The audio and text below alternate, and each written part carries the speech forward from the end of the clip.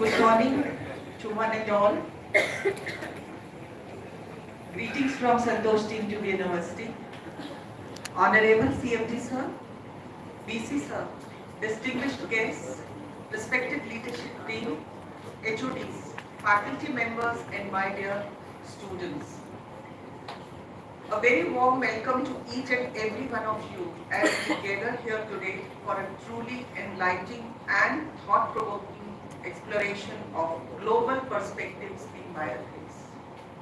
I, Dr. Jyoti Batra, Dean Research and Head Bioethics Unit, Santosh Team to be University, deeply honored to stand before you as Master of Ceremony for this significant event, where we are privileged to embark on a journey that transcends borders and dwells into the profound intersections of science, medicine, and ethics. In the dynamic landscape of education, Santosh Deemed to be University has always been at the forefront of innovation and academic excellence.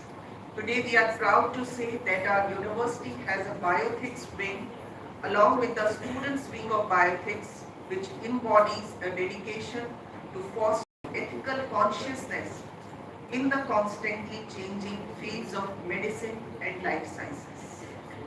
Without much ado, now I request Dr. Dakshina Vish, Director IQAC, to welcome the dignitaries with a bouquet.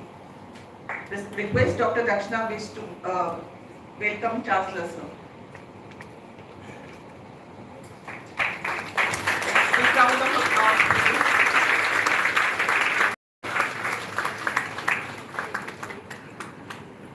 Dr. Dakshina to kindly felicitate Dr. Vivek Maith.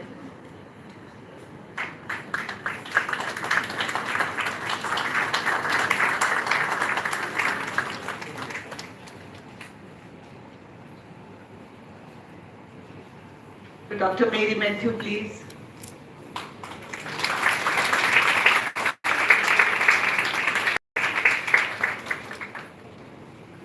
Dr. Ved Prakash Mishra, sir. Big round of applause, please.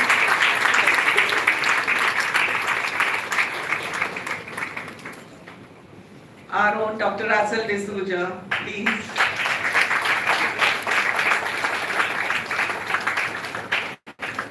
Dr. Roy Nance.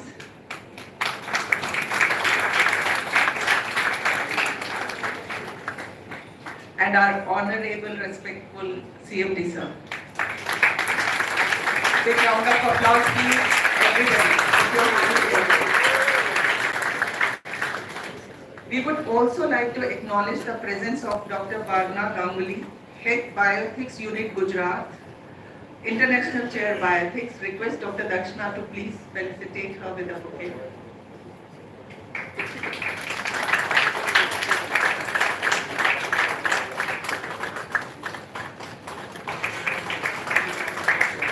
A big thank you to Dr. T. U. Vishnu Devi, Dean Academics, National Health Bioethics, Physiotherapy, Head of Bioethics Unit, Krishna Vishwa Vidyapeeth, Karad, Maharashtra, for joining us today. Kindly felicitate.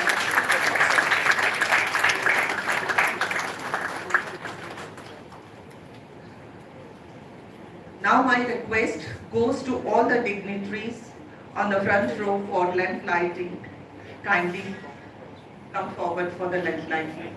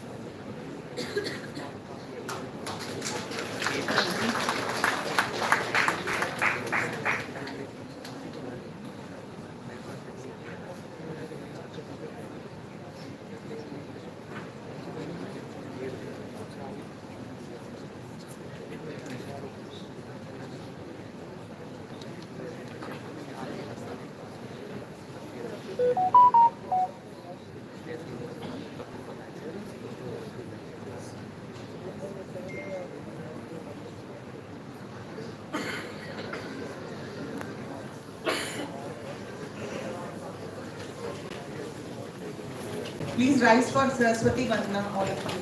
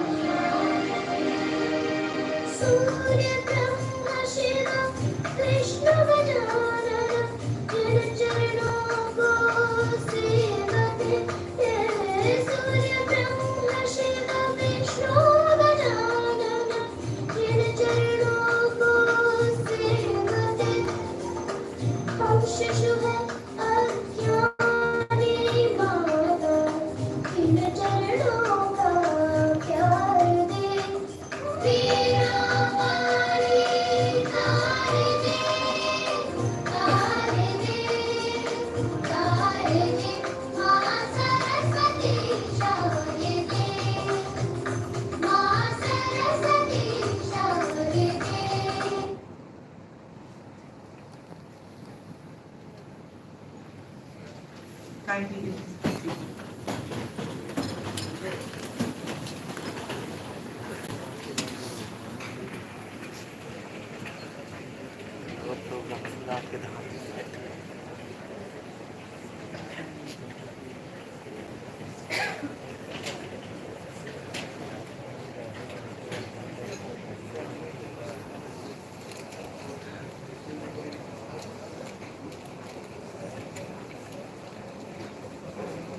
Thank you all the dignitaries.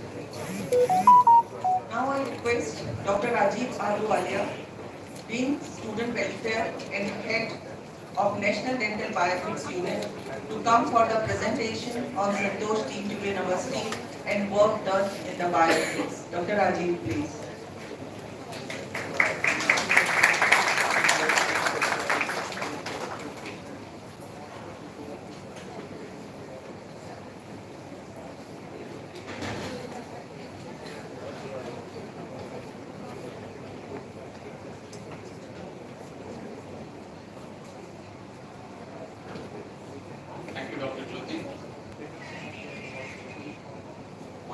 CMD, Chief Guest Dr. Louis Nunes, International Guest of Honor Dr. Russell D'Souza, the most revered Dr. Ved Prakash sir, Mary ma'am and Dr. Vivek. Leadership, faculty and dear friends. Kindly allow me to take you through to a very short and crisp presentation about our university. The presentation shall be in two parts. I'll present something about our university and then the work done by us as Bioethics unit. So it's a dream come true coming to Santosh Deemed to be University. We have a vision to be global leaders in medical, dental, allied, health science, education, healthcare and research. To achieve this, we are on a mission to be a multidisciplinary higher education institute providing holistic teaching and training, affordable integrated healthcare services and opportunities for translational and innovative research, and we envisage to be an institute of eminence. Brief history. We started in 1995-96 with a humble beginning under Chaudhry Charan Singh University with intake of 50 medical and 40 dental students. In 2004, we started post-graduation in medical college. In 2005, we got 100 seats for medical and 100 for dental. And we became deemed to be university in 2007. Got notified recognition for 100 seats in 2010 and started doctoral courses in 2012. Currently, we are having MBBS 150 seats, BSc, MSc, PhDs and we are going for a accreditation cycle 9. To begin, some accolades to share with you. All of us remember the tough times the world experienced during COVID, and it was our hospital in Ghaziabad which saved millions and millions of lives. And the administration aptly termed our Santosh Hospital as the lighthouse of Ghaziabad. We were the only COVID L3 designated hospital in the city. And of course, at the root of our teaching is holistic development for the students. And a testimony to that is our distinguished alumni, Dr. Sharad Kumar Agarwal. He has led to the top in the medical field and is the current Indian Medical Association president. The Outlook tabloid, the country's prominent tabloid, has ranked us 9th in the private medical universities. So on and so forth. When you are doing good work, you get a lot of encouragement, lot of blessings from seniors, those in administration. We can see visits by our Honorable Chief Minister of Uttar Pradesh, Honorable Cabinet Ministers, State Cabinet Ministers who have visited us time to time and encouraged us for the good work we have been doing. We are running BDS, MSc Health Sciences, MS, MDS, PhDs, MD, MBBS and BS in Health Sciences. These are the various programs we are running, sir, in the university. Of course, we are the actual true example of unity and diversity in the country. We have around 60% of our students who are outside the state, and whether it's demographic, it's cultural, it's religious, the harmony, we are the hub of togetherness in the country. We have around 250 faculties. 15% of our teachers have national and international recognition. We have a most healthy faculty to student ratio of 1:7. Our average teaching experience for the faculty is around 10 years. Again, some recognition for the faculty. Our medical superintendent ma'am, Dr. Alpana, got the National Fellowship. Some of the faculty were recognized by the Vice President of the country. And we have our national associations awarding some faculty as the outstanding professor, national fellowships. Our dental dean, Dr. Akshay Bhargav, was the past president of the Indian Prosthodontic Association. Dean Medical Ma'am got the best president for the UP state. Dr. Shalab also won the national award with the IMA. We are moving forward very fast in the field of research, just citing some of the publications in the Q1 journals, thanks to Dr. Jyoti's effort. The world is shrinking to the effect that the future is collaboration. And to our credit, we have around 50 international memorandum of understandings with various universities, Manila Central University, RAC hospitals, Lincoln, and so forth. And when you have collaborations, meaningful collaborations, sometimes our leadership will visit them, and sometimes their leadership will be visiting us. For example, the rector and the vice rector from the Perm State Medical University had visited us, from the Mary State University, Lincoln University from Malaysia, SPU from Bangkok. Heart of any medical institute is the library, and our heart is beating fast. We have around 17,000 book titles, 14,000 e-journals, 18,000 e-books, and even around 120 rare books. Student exchange program is a very focused program for us, and our students and faculty have gone to various countries, various universities, and other students have also visited us, like from Vietnam for the cadaver lab. International student program is a highlight of our institute, where the academic achievers are sent by the university to the most sought after international conferences in medical and dentistry. And last year, our dental achievers went to Cologne, to IDS Cologne, which is the best dental trade fair in the world.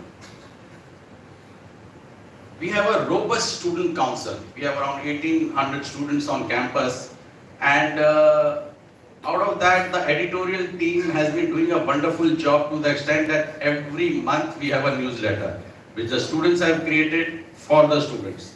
So some wonderful work has been going on by the students.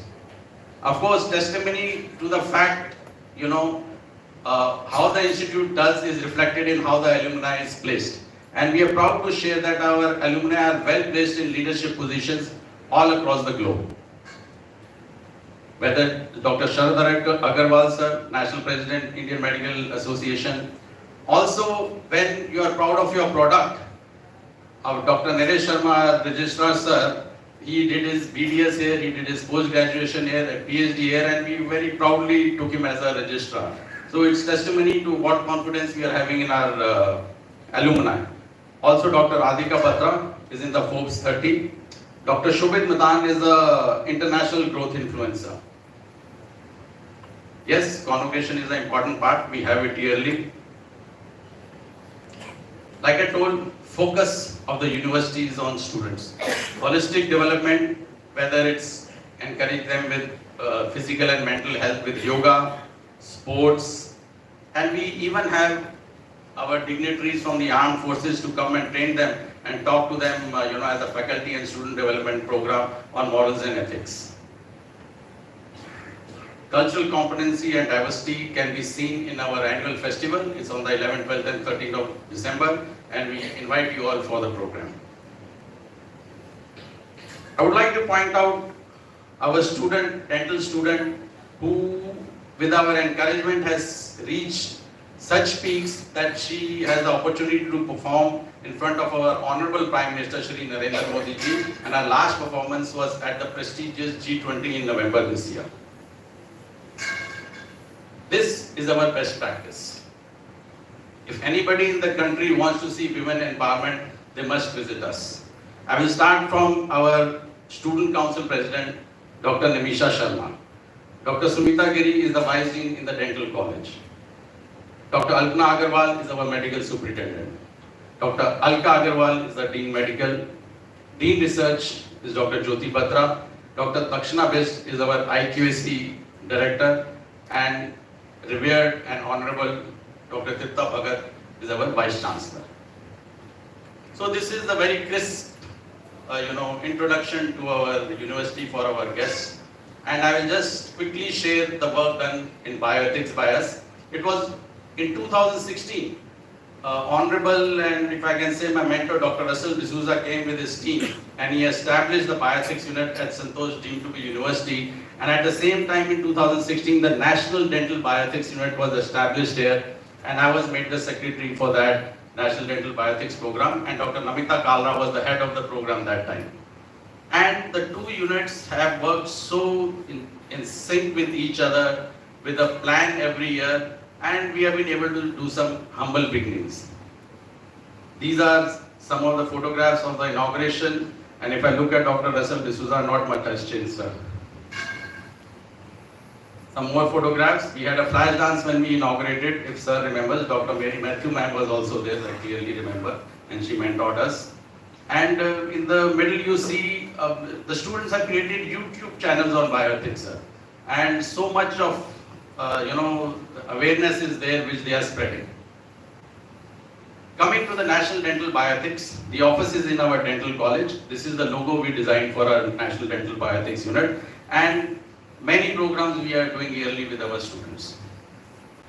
As our passion was reflecting with the students, we made some humble institutional progress in the field of bioethics. Now, as we all know, bioethics is not a topic where, it's not very student friendly. So we took two areas where we can involve students, like competitions in Rangoli, logo designing, debate competition, and slowly our passion became the students' passion. And we made some good progress in bioethics. What happened while we were doing this honest work, we started getting noticed, of course, with the influence and encouragement from Dr. Russell D'Souza, and regional institutes, universities, colleges, national colleges started inviting us to also help their universities create that awareness. And the first one was the premier institute of the country, All India Institute of Medical Sciences, and I still thank Dr. Mary Matthew for coming for that program and be the keynote speaker. Then of course we had the big one at SRM Medical College and Hospital, and Honorable Member of Parliament Dr. Sushil Gupta sir was there. Of course it was captained by Professor Russell D'Souza.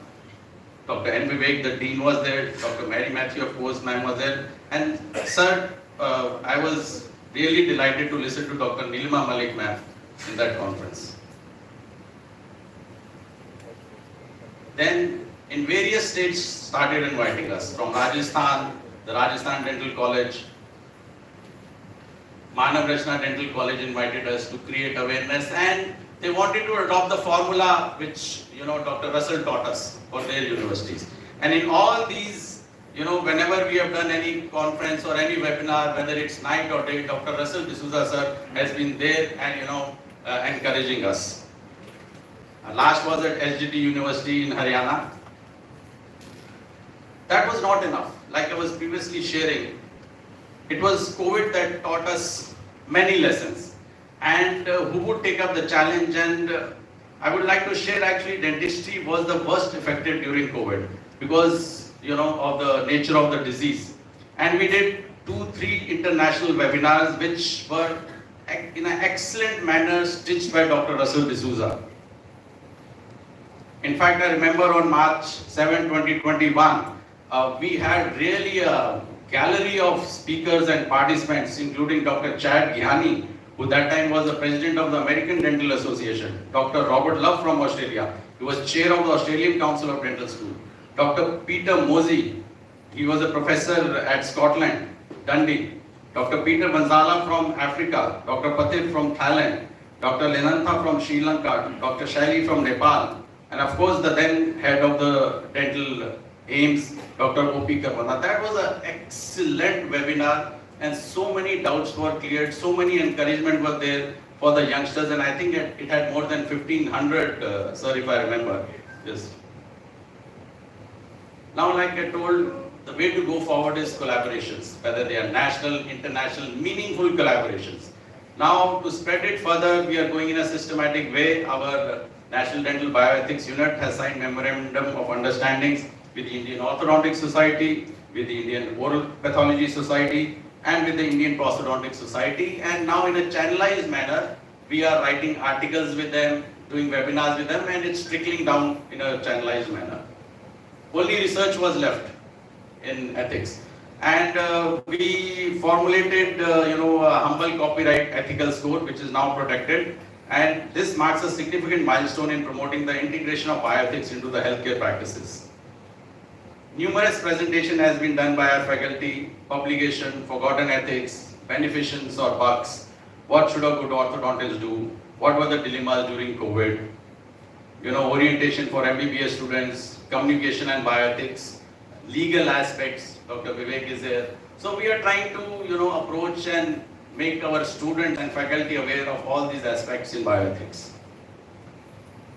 So much so that after doing so much encouragement from Dr. Russell and the team, we compiled all our efforts and all the work done in a book, which is bilingual, it's in English and Hindi, so that, sir, Dr. News, can trickle into the heartland of the country. And of course, the journey continues. I don't want to take much time. We have so many important speakers we want to listen to. Here are two things I want to share. One is, we are the first dental college in the country, sir, where we have integrated the bioethics curriculum with the help of Dr. Russell. He was after me, we have to do it, and we did it recently, although it is still not imbibed in the curriculum by the regulatory bodies, but we have integrated in our university. And also, we are very thankful and honored that of all the 350 dental colleges in the country, we are assuming the leadership role in the National Dental Bioethics program. I think much of the credit goes to Honorable CMD Sir, Dr. P. Mahalingam, and our Vice Chairman Sir, Dr. Santosh Mahalingam. Being super specialist in the field, I also feel this is a distinctive factor between our institutes and other institutes in the country, where they are managed, the management itself is super specialist, and they know the importance of bioethics. So it has been very smooth, easy, and encouraging for people like us to carry the message forward. Thank you, sir. Thank you once again.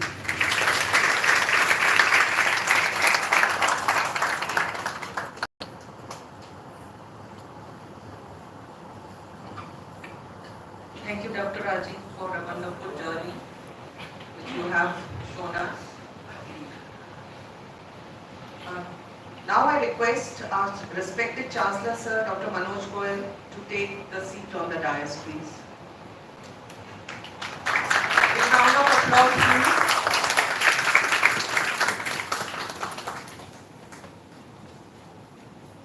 I request Dr. Vivek Mehdi to take seat on the dais, please. My request goes to Dr. Mary Matthews, ma'am, to grace the dais, please. Big round of applause, please.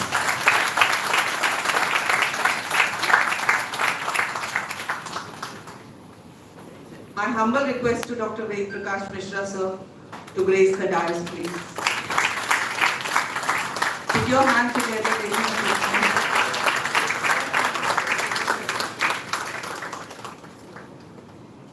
My request goes to Dr. Russell D'Souza, sir, to grace the dais.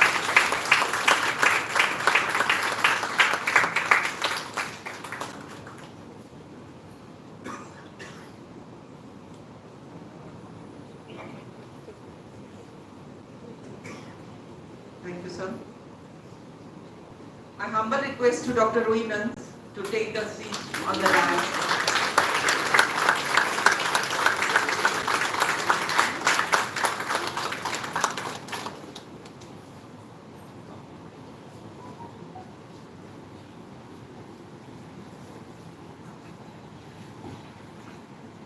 My request goes to our respected CMD, sir, to kindly grace the dais with his presence.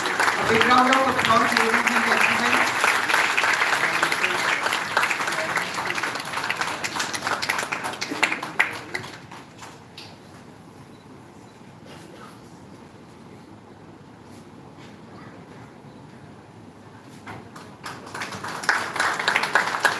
Thank you all the dignitaries on the dais. I request our respected CMD, sir, to kindly felicitate Dr. Rui Nans with shawl, mala and memento.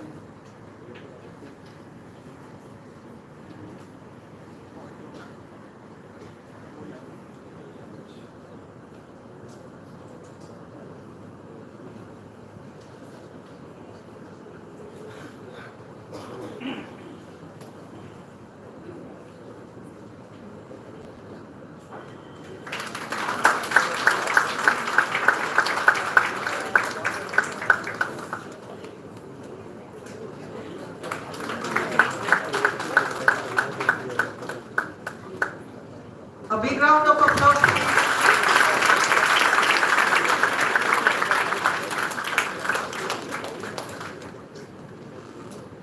My request to CMD, sir, to kindly felicitate Dr. Russell D'Souza, sir, with shawl, mala and memento.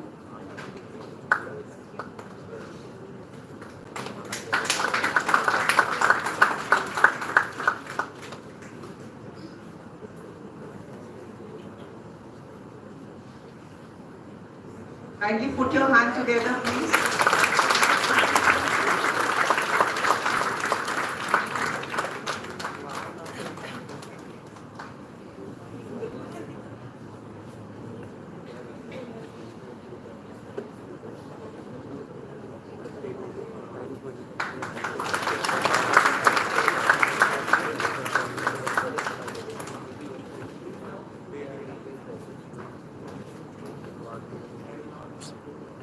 I now request our CMD, sir, to kindly felicitate Dr. Ved Prakash Mishra, sir.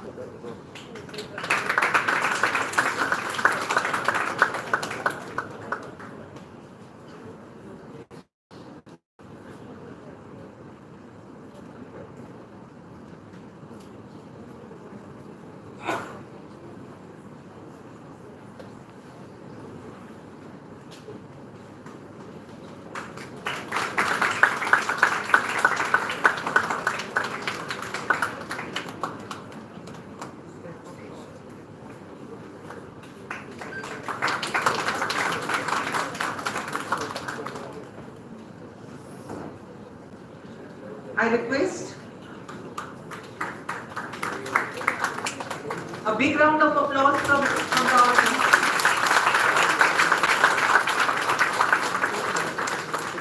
Thank you, sir. Thank you, CMD, sir. I now request Dr. Alka Agrawal, ma'am, to kindly felicitate Dr. Mary Matthews, ma'am.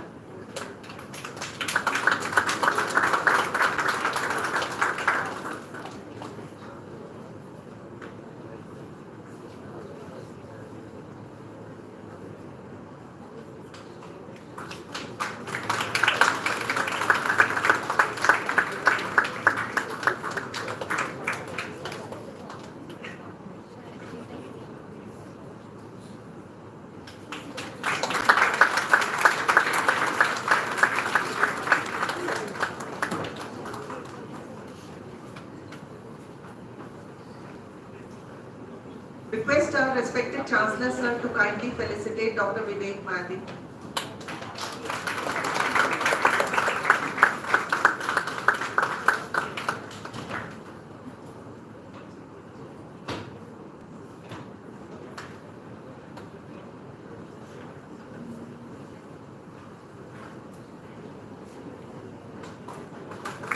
A big round of applause, please.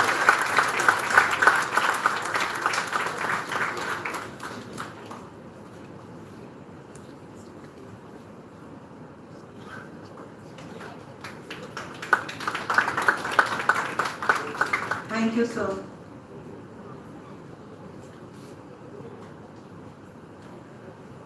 Now I request our Honorable CMD, sir, Chief Guests and all the dignitaries on the dais to release the Bioethics book on work done at Santosh Tintu University.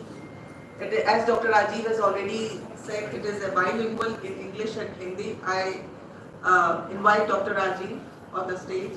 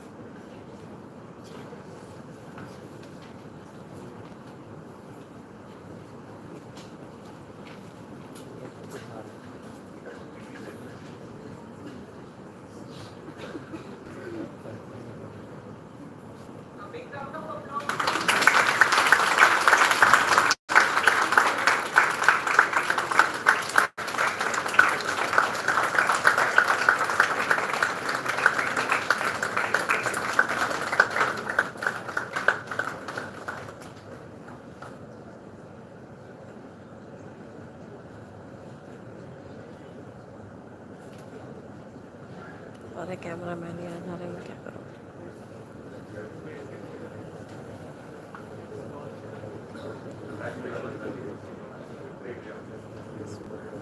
Thank you so much.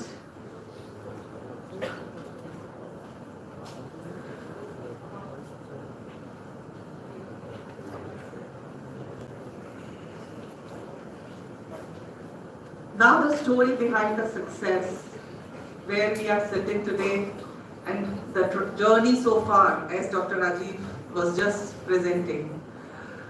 Behind this, there is a history. Dr. Paramasivam Mahalingam, born in a small village of Tamil Nadu, received his MBBS degree in 1977 from Government Kilpauk Medical College, MD General Medicine in 1983 from Government Stanley Medical College, and completed his DM Cardiology in 1986 from Madras Medical College at a young age.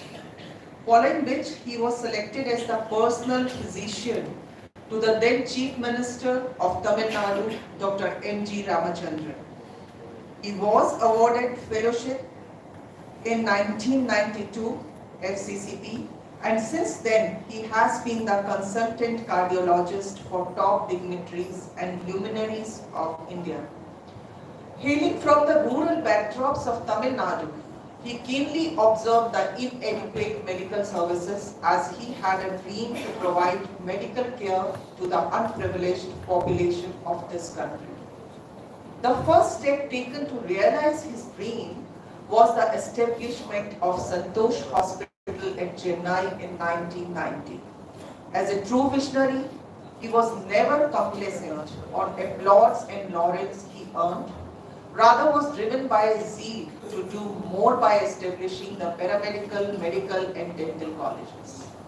His unquenchable thirst to impart quality medical education and healthcare services led to the establishment of Santosh University, a model institution of education and healthcare services and unique values, with its main thrust in the research and innovation in the field of health sciences. During his eventful journey, he has traveled widely across the globe, met and interacted with the pioneers in the eventful journey in the medical field, and was conferred numerous honors and awards, which included citation by the Senate of State of Wisconsin and the Award of Appreciation by Indo-American Chamber of Commerce, US. Dr. Param Sivam Mahalingam has been instrumental in establishing a brand that is Santosh in the field of medicine, dentistry, allied health sciences and hospitals both in national and international arena. A big round of applause, ladies and gentlemen, for at least 30 seconds. I request our respected CMD sir to kindly address the August 10th gathering with his vision in his thoughts.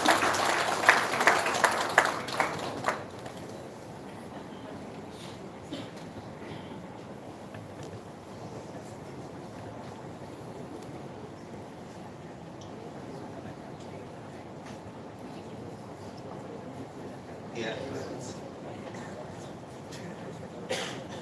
today the whole world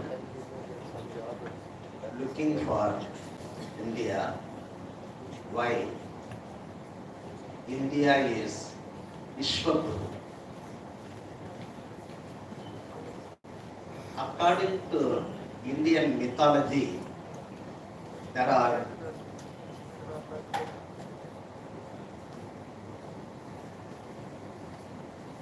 three murtis, that is Brahma, Vishnu and Shiva. The role of Brahma is creation. The role of Vishnu is survival. The role of Shiva is destruction. Vishnu, he got 10 avatar to balance the globe. That is Matsya avatar, Kurma avatar, Viraha avatar, Narasimha avatar, Vamana avatar, Parasurama avatar, Balarama avatar, Krishna avatar, Rama avatar, Kalki avatar. 10 avatar he took to stabilize the globe. We are all scientists. We may believe or we may not. But now I am introducing one greatest person of world record, that is Professor Ruinu. He is our chief guest and he is here. His first avatar is, he is the global head of bioethics. That is his first avatar. Second avatar, he is the national head of bioethics. Third avatar, he is the founder and president of Association of Bioethics. Fourth avatar, he is the president of artificial intelligence. Fifth avatar, and he is the permanent professor of medicine of University of Portugal. Sixth avatar, he is the director for postgraduates and PhD students. About 300 students are with him right now. Seventh avatar, he is the member of parliament for National Council of Ethics. Eighth avatar, he is the member Academic Council of Medicine. Ninth avatar, he is the president Regulatory Authority of Health. 10th avatar, he is the author of more than 30 books.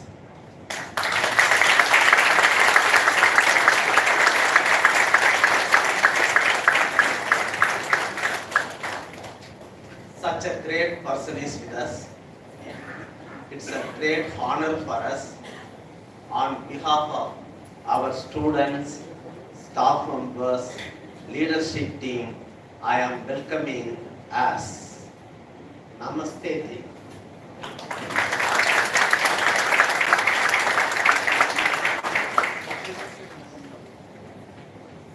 In Oxford Dictionary, when I put Russell, the meaning came reddish wool. The literal meaning of Russell is reddish wool, very much required at this climate. That is the Russell of Oxford University Dictionary. But our Russell is beyond Oxford Dictionary. Why? His services are required not only in winter, summer also, not only in India, all over the world. He is like a catalyst, and he is connecting all the universities of the world under the umbrella of bioethics. The first hospital of our nation was born in 16th November 1664 by East Indian Company. That hospital is Government General Hospital, Chennai. It is attached with Madras Medical College. Our beloved friend Russell, he did her studies in Madras Medical College. I am having little close link with him. Why? I too studied in Madras Medical College. But only thing, he was my mighty senior.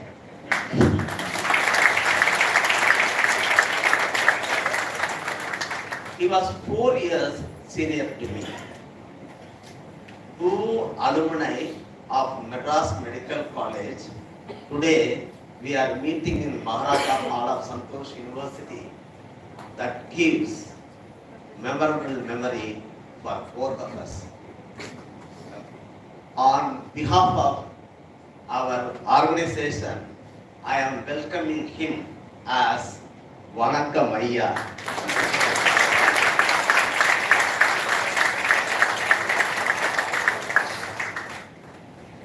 In 1995, when I started this college was the first college for Delhi, NCR and Uttar Pradesh. Whenever something new comes, always people will evoke Newton's third law. That is, for every action, there is equal and opposite reaction. When we started, we got number of problems. The problems are like cyclone, volcano, tsunami, like that. But I was alone. I stood like a rock. I faced all the problems. The courage was given to me by one person That is Professor Ved Prakash Masraj.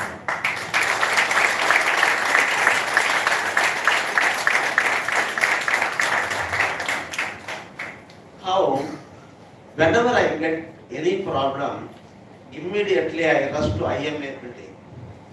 In IMA building, there used to be one calm, quiet and composed person, that is Dr. Misraji. I used to go and I used to ventilate all my problems. What he used to do is, he used to get up and he used to put his hand on my shoulder and he used to have a small walk in the corridor of IMA. He used to tell only three things. Don't worry. You will succeed. You are the fighter. These are the only three sentences he used to tell me. With that encouragement, I used to fight, I used to succeed. Such a great person, he knew there was a seed, but he was not knowing whether the seed has grown or not. Even if it is grown, at what level? It is at the plant level, or it is at the tree level, or it's a tree with the flower level, or a tree with the flower and fruits level, or a tree with the blossom. Today is the first day he has seen our institution. By this time, he would have come to the conclusion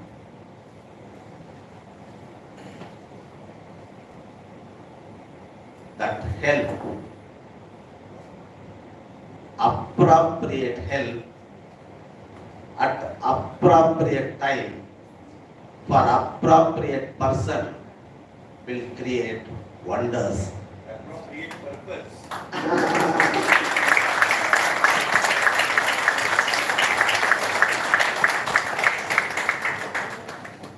One thing I want to tell you, Mr. Ji, our entire organization knows only two things.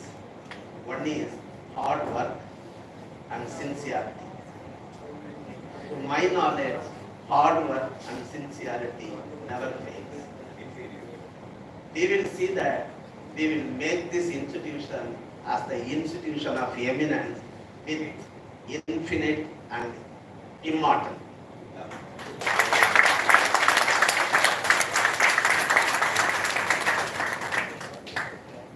Such a great person, his father wrote a book, great book, that is Green Child. That book entered in world record. Such a great person is with us. He required thunder and storm.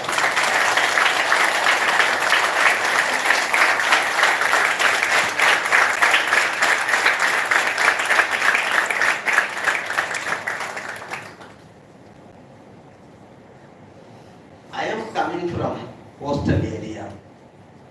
Fortunately, our hospital and residents are in the seashore. The beauty of coastal area is sea view,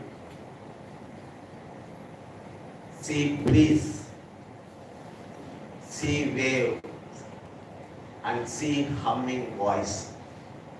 Particularly Purnami days, the moon and stars, they used to reflect in the sea.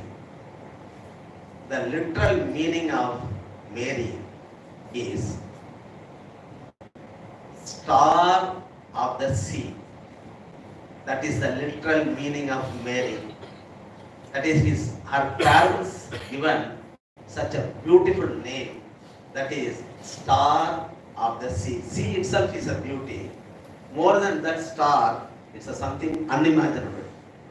And more than that, she is carrying yet another name by Matthew. The literal meaning of Matthew is God's gift. So, she herself is a sea. She herself is a star. In addition to that, She is carrying God's gift, something unimaginable name, but she is deserving for it. Why? As a founder of an institution, I have seen her ladder. Something fantastic ladder she climbed. She joined in one institute as an undergraduate. After that, she did her diploma in the same college. After that, he did his degree in the same college. After that, he became assistant professor in the same college. And after that, she got promotion, associate professor, professor and HOD. And today,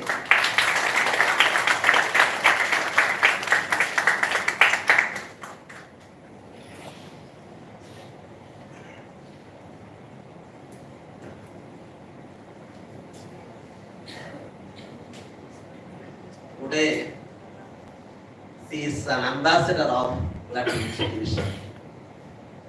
As a founder like me, I don't think I require anything more. She sacrificed her whole life for the institution. And more than that, now she has taken 3 things in her hand. One is end of poverty. Second is preservation of planets. Third is ensuring prosperity for everybody at all the time. Something amazing dream she is having. I wish and I pray she should succeed in her vision. See,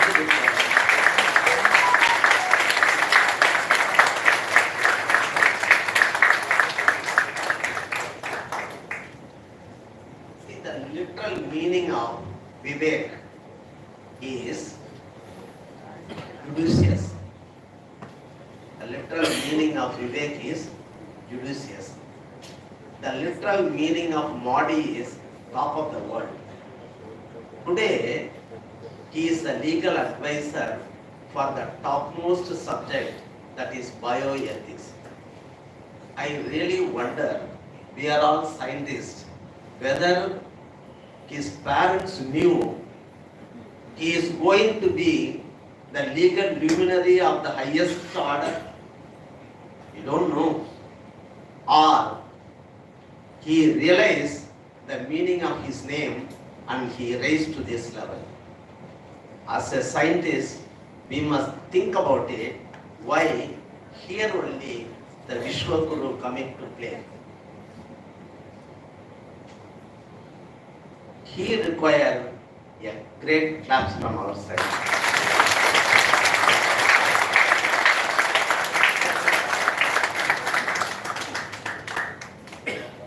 Dr. Manoj Goyal, he is our Chancellor. He is the product of London University. He got his training in the Royal College of Surgeons of England. He started his career from the ground in this institution, and he has grown slowly, steadily, and he reached the topmost position of our university. I want to tell only 3 things about him. One is, he is an upright administrator, he is a thoughtless leader, and he is getting the institution to the top of the world.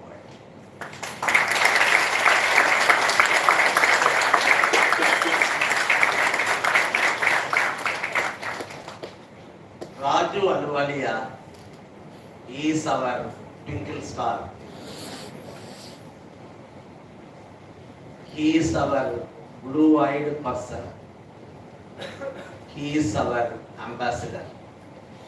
As on today, he is the professor and HOD of orthodontic, and his department is doing extremely well. In addition, he is the Dean of Students' Welfare.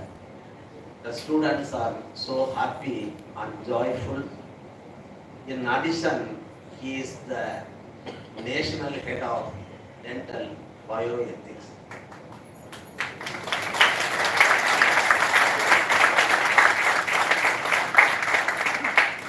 And I am sure very soon he will become a global person. We wish him all the best for him.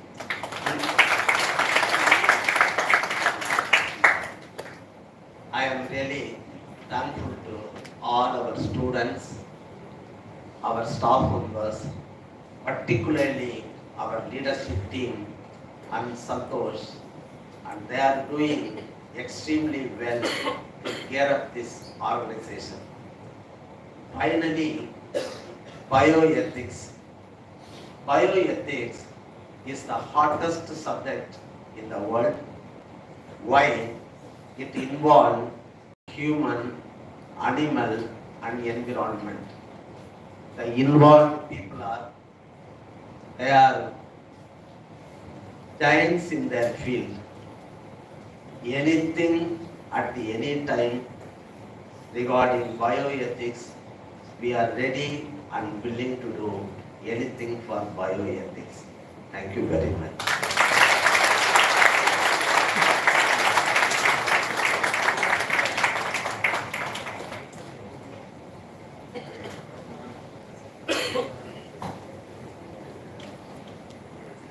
Thank you, sir. Now I request our chief guest of the event, Dr. Rui Nuns, Head of the International Chair of Bioethics, for the oration on healthcare as a universal human right and present above healthcare as a universal human right, sustainability in global health. Dr. Rui, please.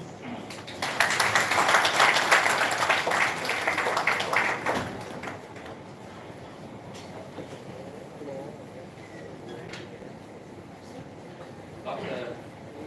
B. Mahalia, thank you very much for this very, very kind invitation. I have been wonderfully treated here. Hospitality has been magnificent. So thank you very much. And let me tell you that I also share your dream that healthcare is a fundamental, basic human right. I'm not going to tire you a lot with my last book, Healthcare as a Universal Human Right, Sustainability in Global Health. And perhaps it is more important to say what are we doing nowadays in bioethics. Nevertheless, the book is available for free at the internet, so you can read it if you wish. But let me, first of all, also pay my compliments to the other members of the table, Dr. Russell de Souza, Dr. Ved Prakash Mishra, Dr. Mary Matthew, Dr. Vivek Madi, Dr. Manoj Goyal, Chancellor Santosh Dimitri University, Dr. Rajiv Aluvalia, thank you very much for your hospitality, Head National Dental Bioethics Program, and also Dr. Jyoti Batra, Head Bioethics Unit of the Santosh Dimitri University. Let me say that I'm very glad to be here. I am the recently elected head of the International Chair in Bioethics, that many of us, starting with Russell Souza, dearest friend, colleague, have been building in the last 20 years. It is the largest organization of bioethics in the world, with nearly 3,000 members and 300 units. But it is not about being the largest. We want that the International Chair in Bioethics is a global partner promoting bioethics education, education of healthcare professionals. We have a very strong Department of Education and of Teachers. It is headed by Russell de Souza. And on behalf of the chair, I would like to thank you, Professor Russell de Souza, because without you, the chair would not be the same. So thank you very much. We have this dream of building this global Organization for the Promotion of Bioethics. Good afternoon to all of you, ladies and gentlemen, professors, healthcare professionals, students. Let me make a special compliment to my PhD students here in this fantastic hall. So, thank you very much for being here. They came from other parts of India just to be present in this moment. And when I was a very young medical doctor student, the age of some of here present in this hall, I never heard the word bioethics. Why? Because, as you know, medicine, as well as dentistry and other healthcare professionals and professions, have a long-standing commitment with ethics. In my home country, Portugal, we still do the Hippocratic Oath, meaning that every single medical student, before being registered at the medical council, makes a public oath, public proclamation that his or her practice will be performed according to medical ethics and medical values. In temporal medical values, more than 2,000 years, much more than 2,000 years, values that respect the patient, that makes all of us committed to be beneficent to our patients, to respect privacy and confidentiality, and to do what we can to our patients. And that means that we must be excellent in our practice. So ethics means also to be a very good and devoted professional. It's not only about ethics, it's also about competency. And that's why it is so important that the faculties, colleges, universities like this have a goal on excellence. But during the last years of the 20th century, many things changed and are still changing. And what has changed? Well, first of all, it became clear that a stronger regulation was needed in clinical trials. I had the opportunity to visit the Santos Hospital before coming here and to see the unit on clinical trials. And in clinical trials on humans, but also, as it was said, in animals and in the environment, we need stronger ethical guidelines. So I have some pity in saying this, but in fact, medical ethics, and that is the same for other healthcare professionals, was not enough to regulate, to auto-regulate and self-regulate clinical trials and research on human beings. There are many examples all over the world, not going to bother you with that, but the problem is that science must also have an ethics centered on the human person and not only on science and scientific evolution or in the evolution of medicine and other healthcare professions. And that's why, for instance, ethics committees were created. There is no university, no hospital that doesn't have an ethics committee. Why? Because it was necessary to regulate, to supervise clinical trials, research on humans, and of course it means that we have to have professionals trained in medical ethics and in bioethics. That's why those courses that we are promoting and that Professor Russell Souza is so eager to promote in many countries are so important. They are important precisely because every one of us as a healthcare professional needs to know ethics, but of course members of ethics committees need to know even more because they supervise what other scientists and professionals do. So one of the reasons why bioethics emerged in the end of 20th century was precisely the need to regulate science and in development. Why? Because researchers, by their own, were unable to do so. I'm not happy to say that, because I also do research, but that's the truth, and we must face the truth and the facts. Another reason why bioethics emerged with such a strength all over the world, as we see today, was scientific development by itself. For instance, I saw that you had a program on genetics. When the Human Genome Project began in the 90s, of course, it was one of the most vibrant projects of humanity. Why?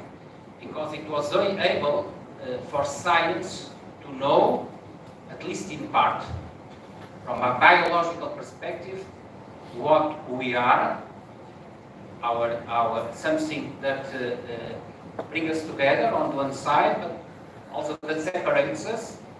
And the main conclusion was that from a biological perspective, we are much, much similar. And the Human Genome Project, from a scientific perspective, ended completely concepts such as race. There are no races on genetics. There are different populations. We are very similar. Men and women are very similar, for instance. So we also have a strong genetic basis for gender equality. And of course, there are many wonders on the Human Genome Project, but there are still problems that we didn't solve and that modern bioethics wants to solve. For instance, in genetic screening, imagine, for instance, that we do only in this hall to all people the human genome profile of all the genes and genetic susceptibilities. What would happen? For instance, if one of you know this moment that he or she carries the gene for Alzheimer, what will be your life from this moment on? Well, there are many problems that are not yet solved. For instance, the capacity science has nowadays to manipulate the human genome has been done without proper ethical constraints. Manipulation of human embryos, not for treatment, gene therapy, but for enhancement gene therapy. Is it allowed? Is it ethical for parents to choose not to treat diseases, but to change characteristics, color of the skin, intelligence, gender, etc.? Is it allowable? It is ethical. We are not speaking yet of the government intervention, but of parent choices. Some of us call this a new eugenics, a liberal eugenics, not the same as the eugenics of the 20th century, but the new eugenics. Is it allowable? Is it ethical? That's something for you to consider. Other examples. Well, it was told in the presentation. Artificial intelligence will be probably the major challenge of this century. Why? Because artificial intelligence, first of all, it was claimed a few years ago that it would not enter healthcare professionals and healthcare professions. Wrong. It is probably the area of society where artificial intelligence will have more strength in every area of medicine. For instance, in the ethics committee of my university, we just approved a clinical trial comparing in chronic care in patients with 80 or 90 years old with many morbidities, to compare the affection the skills, emotional skills of humans comparing to robots with artificial intelligence to see who performs best. I remember in the last decade to hear that that was a field where humanity, our values, our ethics, our emotions, our feelings would always supersede robots. Now I'm not so sure about it. In your area, for instance, now artificial intelligence, there is a very nice publication from the New England Journal of Medicine that tells you about it. What does it do? Well, we are speaking with our patient.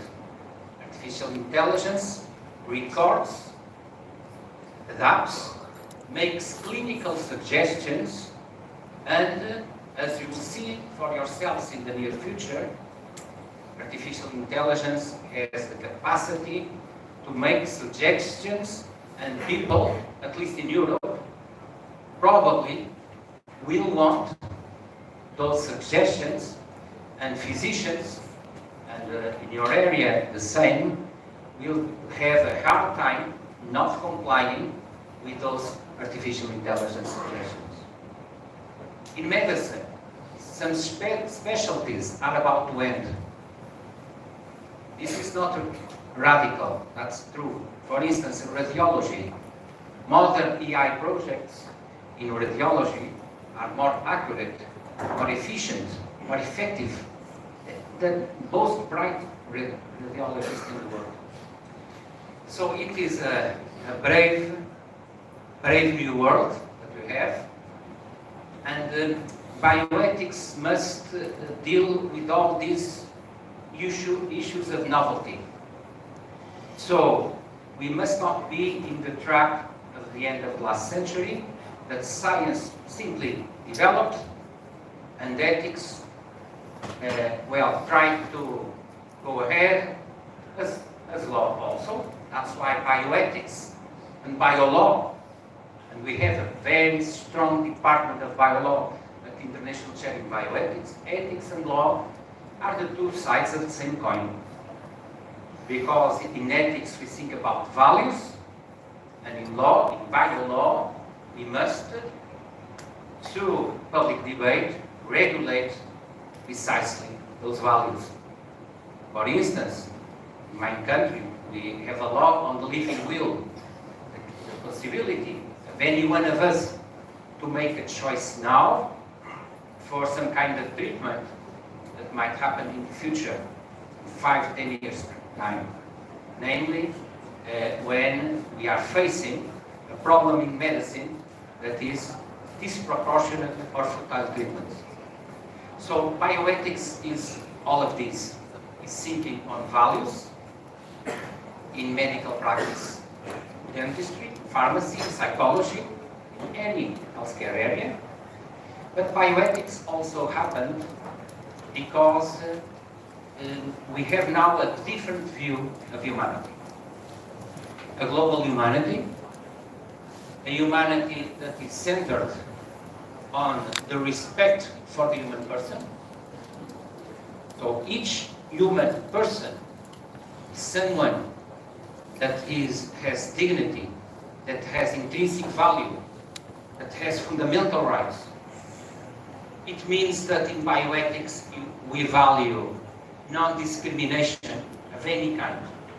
For instance, not sure if you agree with me, but during the COVID-19 pandemic, many European countries, and in Portugal I was responsible for the guideline, we did not allow discrimination in the access to intensive care only based on age. Why?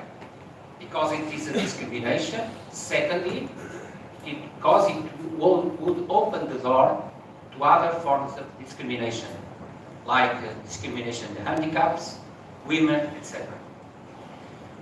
So, bioethics is about values, is about principles, it is bioethics, it's not human ethics, so it is the ethics of the environment. Last month, in October, well, 1.5 months ago, we had at Porto the 15th World Conference on Bioethics, Medical Ethics and Health Law, and the very young president of the World Medical Association, in her closing speech, spoke only about health and environment.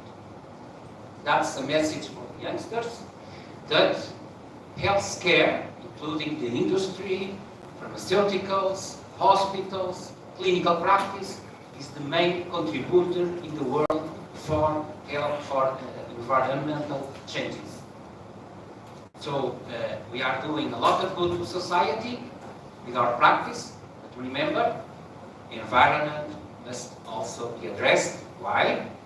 Because there is also a fundamental value in bioethics, that is responsibility to future generations.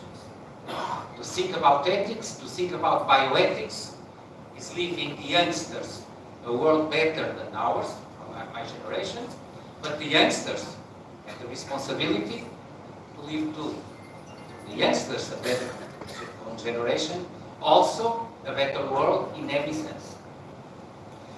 So bioethics is about the bios, so life, human life, animal life.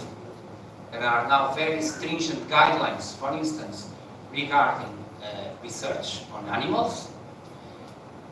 And to sum up and to close, bioethics is also about justice. Of course, it is difficult to speak about justice. That's the main point of my book, is precisely departing from one perspective of justice to claim, and let me say, well, it is in the book, you can read it. I am particularly fond of someone that is close to you, Amartya Sen, that has a very ambitious, but I think very modern perspective of justice and ethics, not only an ethics of a specific society, like Germany, France, Portugal, India, Australia, but a global justice, meaning that justice is not only something for a society to deal, but for international institutions to deal with. That is why, and the COVID-19 pandemic showed us very clearly that we are now, after the pandemic, it was necessary a pandemic to show this to the world, we are now in the era of global public goods. Global public goods, meaning that there are some goods that are so important that they must be dealt with from a global perspective.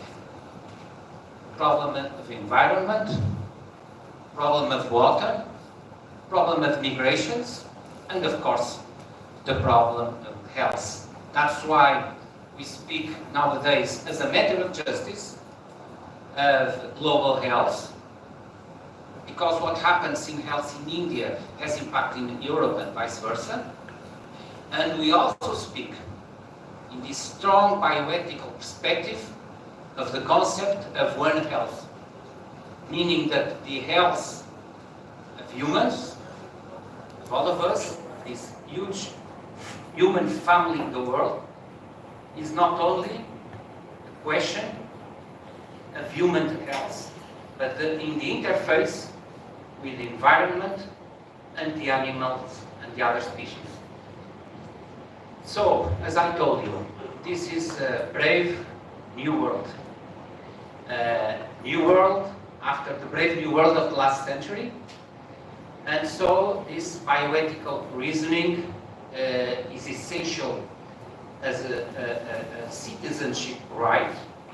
And that's why we feel that bioethics should be taught not only at university level. It's very important, of course. It is here at the university level that everything begins. Create people, a large group of people that think bioethics, but in the future it must be addressed also at schools. I run an intensive program of bioethics at school, my country, in every school of my city. home city, Porto, Portugal. And it is probably, well, one of the most important challenges of my life, to teach bioethics to 15-year-old, not children, but young adults, because they are young adults. And it is surprising how parents come to me saying they are grateful, not only because of the skills their children acquired in bioethics, in issues such as abortion, such living will, such as human behavior, responsibility, etc. We teach a lot of areas, but the way parents learn with their children, that's something that I'm very proud that parents learn with their children a new vision of society, profoundly based on human dignity, human rights, non-discrimination, etc. To close, then you are thinking, well, but there are so many different cultures, so many different countries.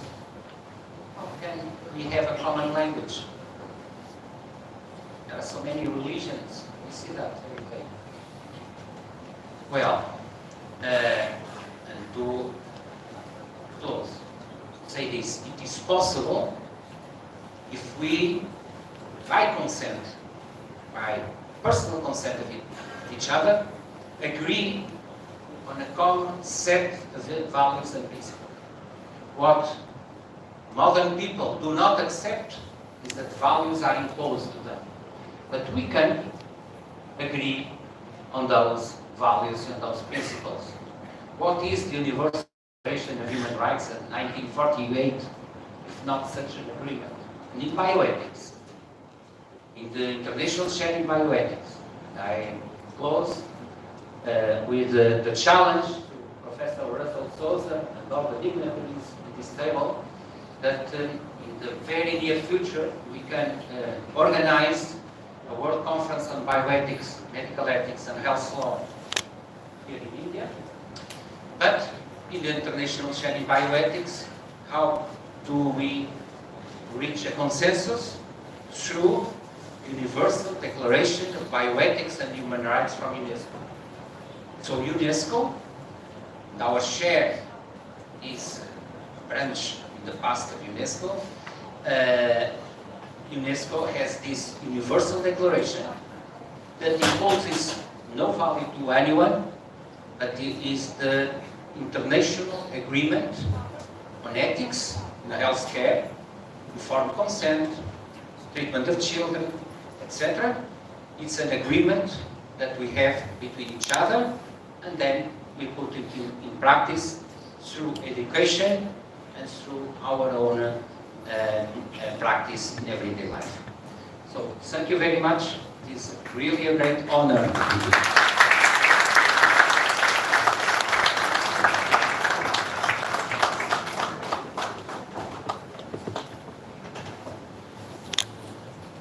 Thank you, Dr. Roy. It was such a meaningful and very enlightening presentation. Now I request Dr. Russell D'Souza sir to kindly give an insight on the integration of bioethics in medical and health professional education curriculum. A big round of applause for Dr. Russell D'Souza, please. Thank you. The Honorable Dr. Malinga, the chairman here, the Honorable Brilliance, head of the International Chair, my brother, friend, and colleague here, Dr. Prakash Mishra, Dr. Mary Matthews, Dr. Vivek, Chancellor, who I met in 2016. Very happy to see you here. And of course, Rajiv and other people are part of our actively involved with me, and all the other faculty here, students. delighted to be here. Uh, I've been asked to talk about the integration of bioethics into our curriculum. I came here we started this in 2016. I remember meeting Dr. Bali. I came to see him before we had that program, and he had the whole write-up about me and Madras Medical College, and I was so delighted to meet another colleague from Madras Medical College, where I did my MBBS from. And of course, we then had the inauguration, and we followed that with the faculty development program. Many of you remember that, and in fact, that has now been established by the Association of Medical Education of Europe as an evidence-based faculty development program for teachers of bioethics in medical and health sciences. We did this workshop in France last year. Again, this year it was in Scotland. So we've been doing this, and I think we probably have to do another one here again and bring as those of you who are new. Now, what was all this about? Just to give you an indication that the UNESCO Chair in Bioethics was established in 2001, but this was preceding this was two studies that showed. They did a study looking at what was the outcomes of the teaching of ethics or ethics in the North America, where it was being done for 10 years as an accreditation requirement. And of course, what happened was the results did not stand up to what it was meant to show. And then the UNESCO Chair was created in 2001, and a reform of this teaching and so forth was put, and the International Center for Ethics, Law and Medicine at the University of Haifa was designated and asked to look at this reform. And now to cut this thing short, basically what was found was that teaching of ethics was done by moral philosophers and ethicists. And this was done at the beginning of the training, and that was it. What they actually found was ultimately there was a translation gap between the classroom and the practice, particularly the doctor or the healthcare provider, the patient interface. And this led to many issues, including the doctor-patient relationship, but ethical decision-making. A few of these were some of the deficits. And so the reform looked at how do we teach, and ultimately, coming to the end, making the shutter, what was found was ethics had to be taught seamlessly right through the curriculum, right through the training. The other important thing was every medical teacher or every health profession teacher should be teaching. And what they also showed was with a bit of teaching, training, these teachers, medical and health profession teachers, were able to effectively, efficiently, and efficaciously bring that knowledge transfer and fill that gap that was found by the old method. And so this whole area came, and we of course took this up. We had a pilot program. We developed a vertically integrated ethics curriculum, which went into each subject. So we had the introductory horizontal, which you all do, and then it became the vertically integrated.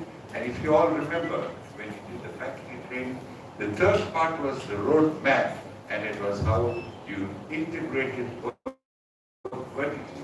Yes, we had a good outcome. We had a satisfaction was done in Father Muller, 2 places we did this. And finally it was published for the 40th anniversary of medical teacher in 2018.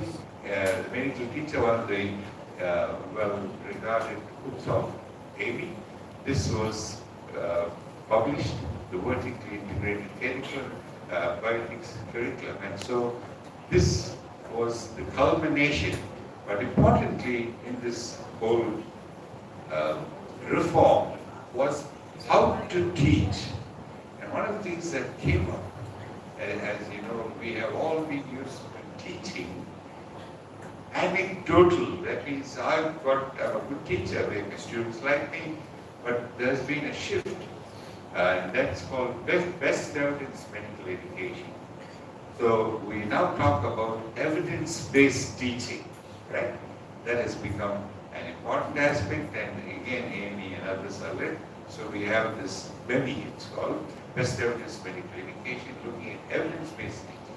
So again, this whole issue came up on how to teach, and some of the things that came up was teaching of medical humanity within the medical science required a few more skills, a few more evidence-based skills, and so it went where we teach you some of the ways of knowledge transfer, bringing in concepts, because when we teach science, we're teaching science as certainty. But when we teach ethics and humanity, we don't have the same certainty. As you know, finding a decision, trying to do these things, there are many, there's no right answer. And so there is a different way of teaching. And so we brought, again, there's evidence-based methods on how to teach a medical humanity within the medical science. And so that was also part of this 3-team program, as you know, the faculty development, faculty training program. And so this complemented together. Now in 2005, we launched this at NASIC by the then president of the MCA, Dr. Tejshri Mehta, and that's where we launched these integrated, bringing this ethics into the curriculum. And of course, Dr. Ventrakash was then part of this MCA and so forth.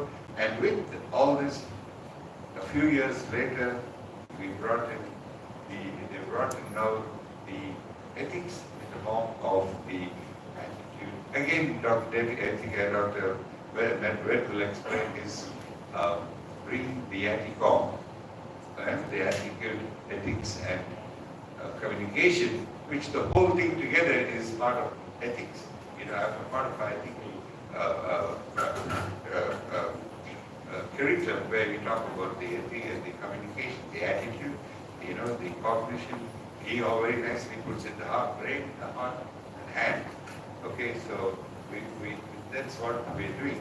So basically, that was the background. But I'm very, very happy that Santosh University in 2016 had the vision to bring us all down. We spent 3 days here and we had this training well before the 2019 when the Medical Commission brought in the ethics into the curriculum, mandated ethics into the curriculum. So that's an important part. So I think I want to congratulate all you, your doctor, your managing, your chairman. I still remember that Marlin, he took me the car, he showed me the grounds, he showed me, I was new to the place, he took me around and showed me all what you had, the vision you had for this university. I still remember that. We got out from the car, he looked at, he showed me around, he showed all that. So it's a great man with a lot of vision. But one more important fact is that we have brought out the first international textbook on bioethics, medical ethics, and health law. And again, that book, which you have here at Paras, put up Australia with this, you have Santosh University through Dr. Jyoti Batra, contributing a full chapter, right? 2, 3 with your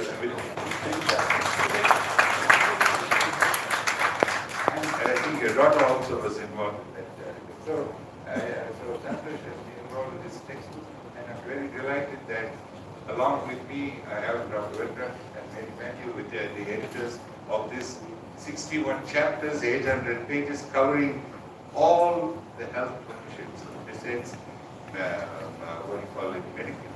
So you've got occupational therapy, you've got nursing, you have dental, you have even health service management. So we've covered all that in this textbook. I think physiotherapy was Dr. Vishnu covered that, and Barna, you also covered a chapter. So we had all these important things. And the other important role that Santosh has played is the leading of the dental bioethics program, as Dr. Rajiv Ahluwalia has told you. He started as a secretary, but then he took over because, and with that, we saw a big change, and I'm delighted that he's joining the global network on bioethics, medical health profession and bioethics education, along with Peter Mosey from the Dean of the Dental School at Dundee University to take in the global network, take the role of dental bioethics and dental education and bioethics, integrating ethics into the medical education. And before I finish, I want also now to tell you again, congratulate. We have two important things. One is our Dr. Prakash Mishra, as you know, was elected the president of the Association of Medical Educators of India, probably the largest in the world. I'm very proud of that because that's something that was needed here, having the world's largest medical education system of more than 712 or so medical schools. So that means the number of medical educators. And of course, Dr. Mary Matthews is Secretary General of this. We had a very good conclave, which had Professor Ronald Hart, many international, Marilena Pedrico, and several others spoke at the conclave. And this was what happened. And the next important thing, a further congratulations, yesterday, or day before I came yesterday, Dr. Prakash has become, the government of India appointed him as the chair of the task force for medical education.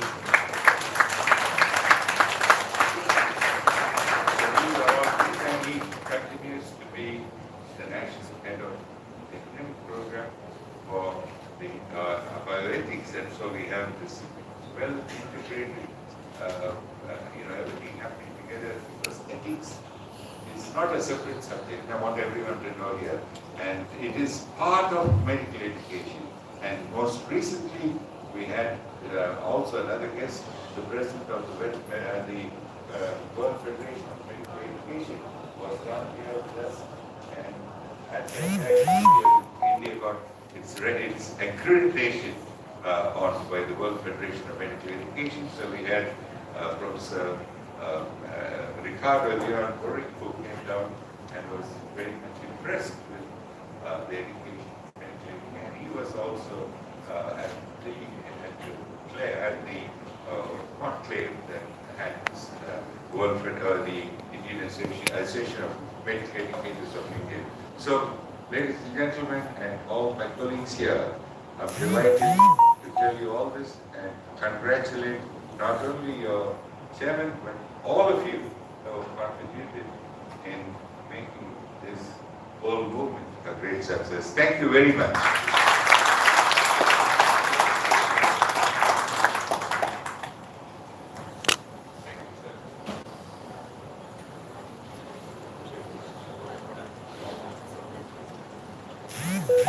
Thank you so much, Russell sir. Now I request Dr. Prakash Mishra sir to deliver his thoughts and talk about the attitude, ethics and communication and competency-based medical education curriculum in India. And big round of applause for sir because he has to head National Task Force on Medical Education. So put your hands together.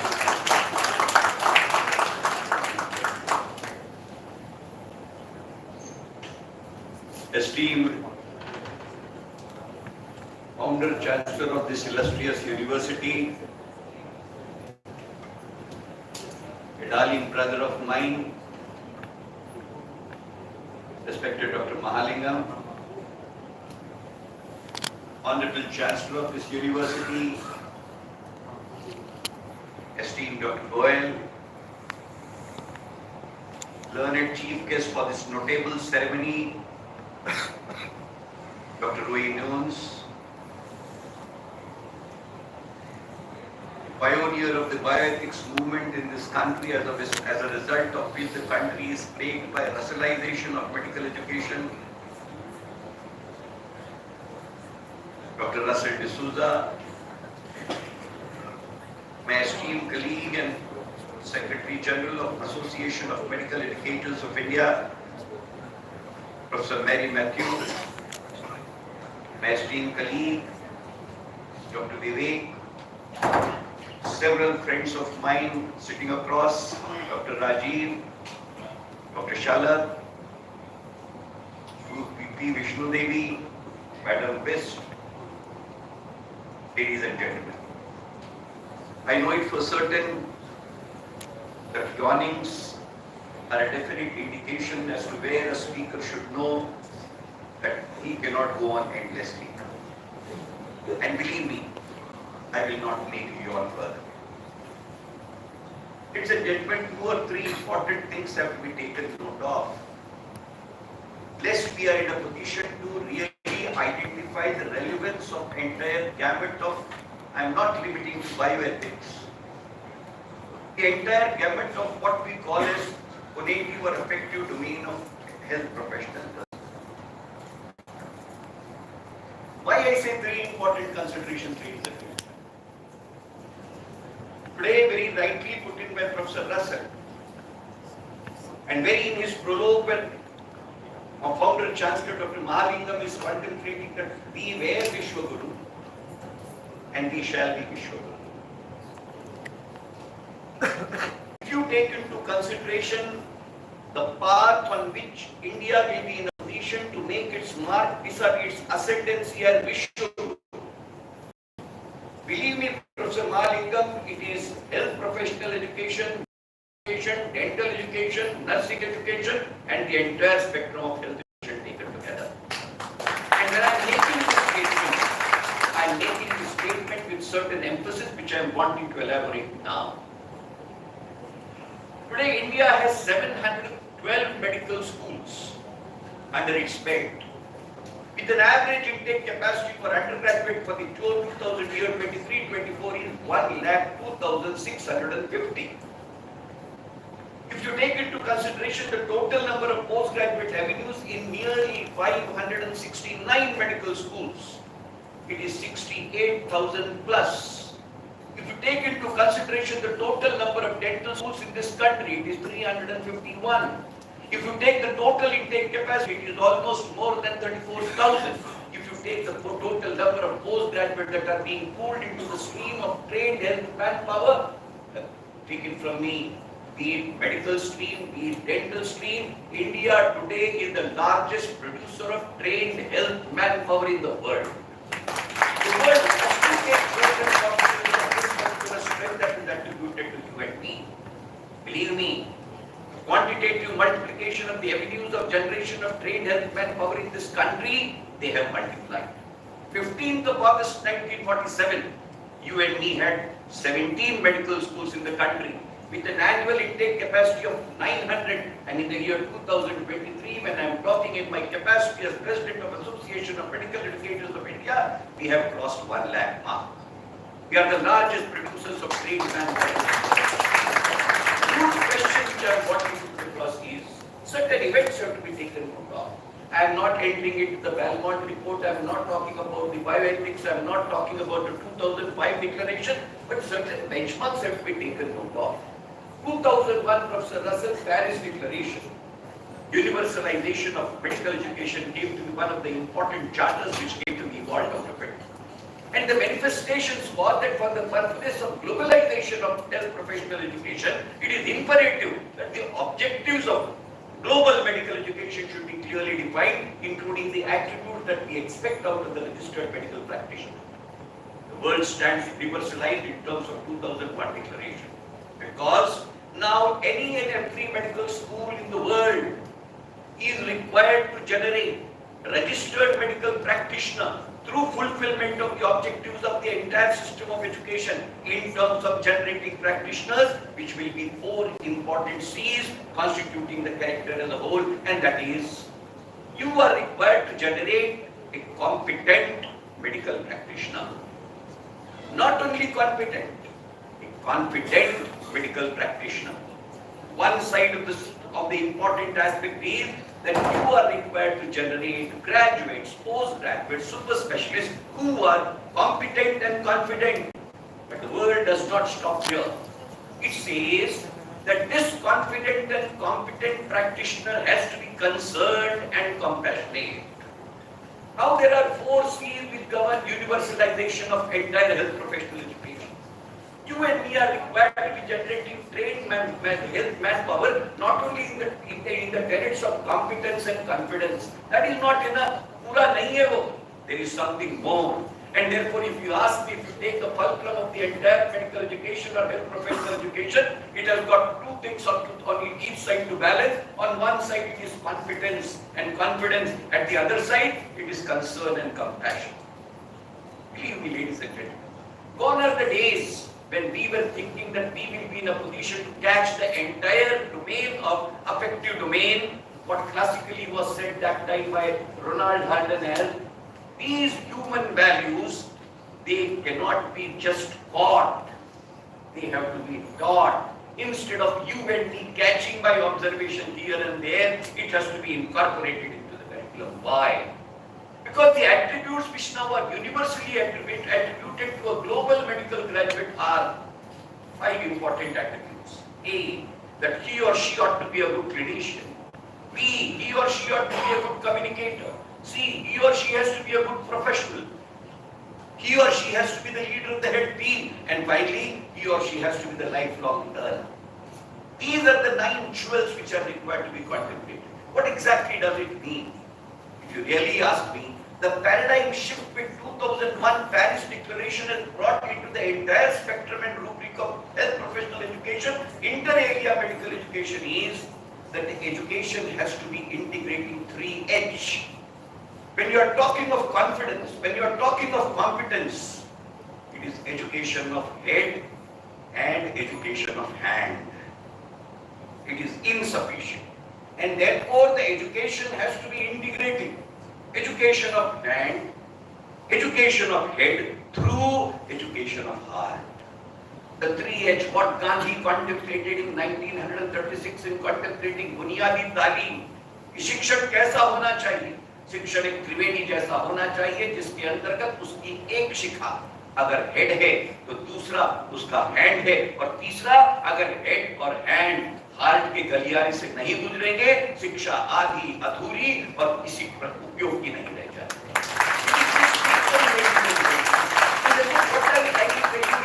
Bioethics as an outside entity, attitude as an imaginary entity. What is the scope of that in the curriculum? हमने तो कभी पढ़ा नहीं था, हमको तो किसी ने ये सब पढ़ाया नहीं। अब ये कहाँ से नौबत आ गई, कहाँ से पागल वेद प्रकाश मिश्रा निकला, इसने जाने क्या क्या उसके अंदर में लाद के खड़ा कर दिया है। भयानक, बहुत बड़े पैमाने पर रेजिस्टेंस है मित्रों। मैं आपसे अत्यंत विनम्रता से कहना चाहता हूँ, हमको कुछ चीजों को भविष्य के गलियारे को अपनी नजरों के अंतर्गत रख करके चीजों का निर्धारण करना होगा। और अगर हम नहीं कर पाएंगे, ये नंबर्स किसी उपयोग के नहीं रह जाएंगे। The utilization of these numbers in the global context is possible when we are in a position to work out the entire frame of education commensurate with you and me able to generate the registered medical practitioners, registered dental practitioners who are confident, who are competent, who are concerned, who are compassionate, who are good clinicians, who are good professionals, who are good communicators, who are good leaders of the head team, and who are lifelong learners. Will this be generated accidentally is a $1 million question. It was in the year 2015, Russell rightly put in, I had the fortune of meeting this gentleman as the chairman of the Academic Council of Medical Council of India. I was formulating as its chairman the competency-based medical education. I had structured ADCOM body. But my ATCOM module was ATCOM. I had contemplated the entire module in the attitudes, which included behavior, which included the altruistic dimensions, and of course the communication.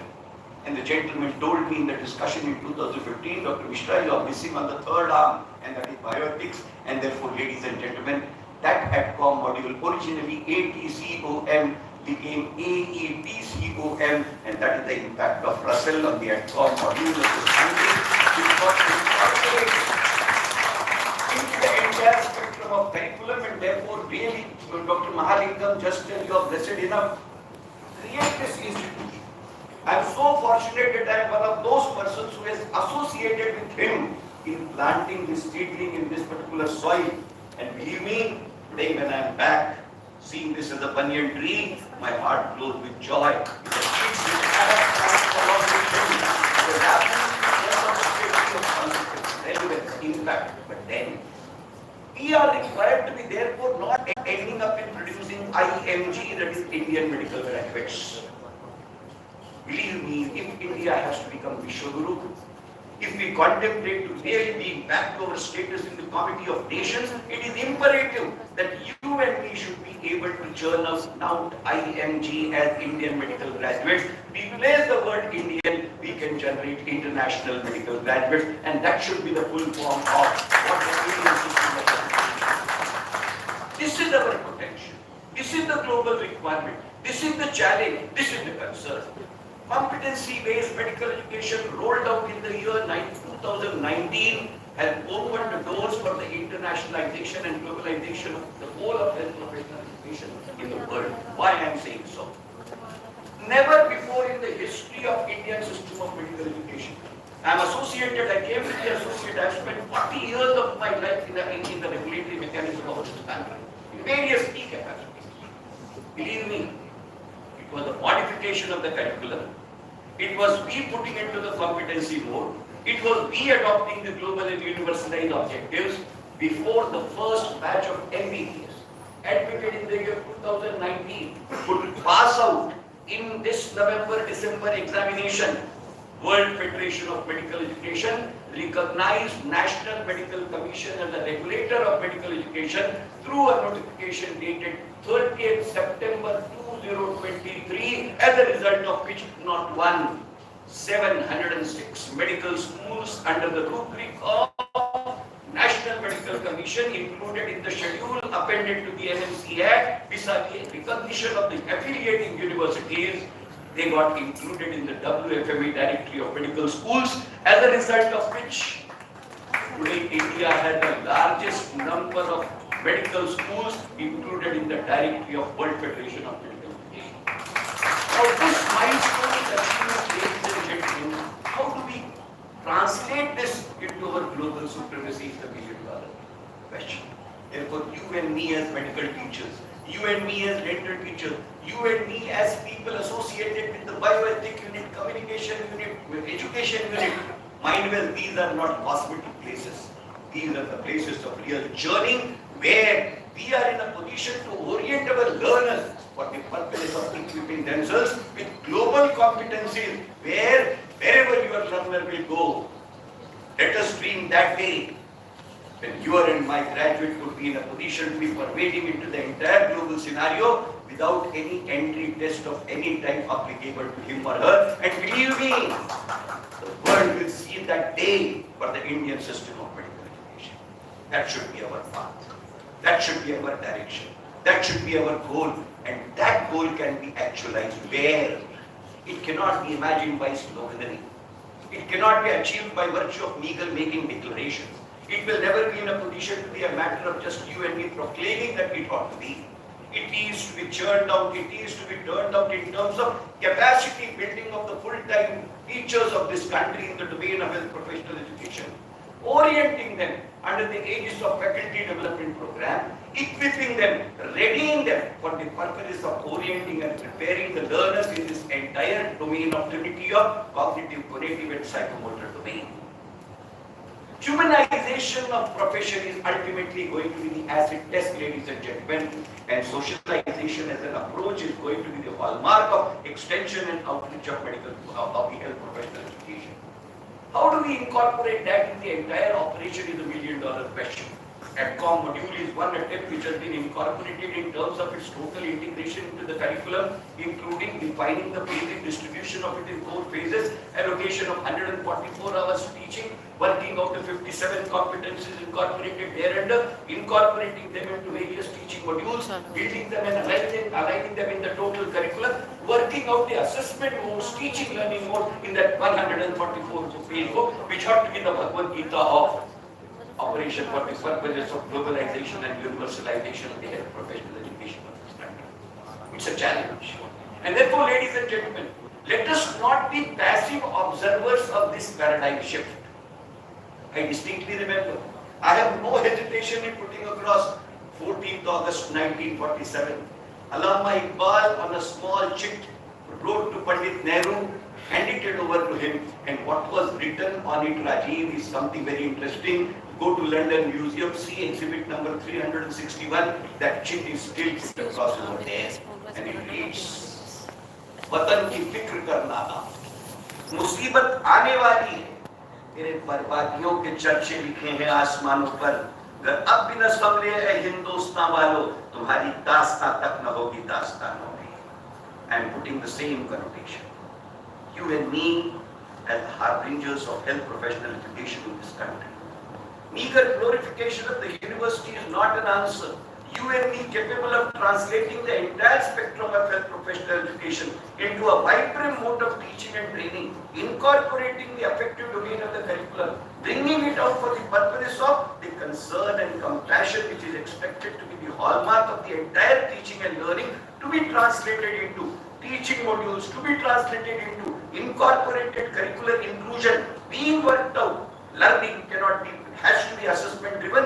Therefore, that being a part of incorporated assessment is the only way forward.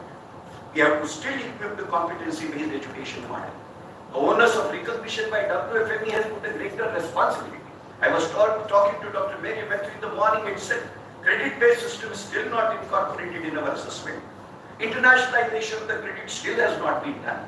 Faculty development program still has not been institutionalized. Higher education in this country has academic staff colleges from 1986, but health professional education does not have any modality of institutionalization of the faculty development program in the form of academic staff colleges for medical and health professional education in this country.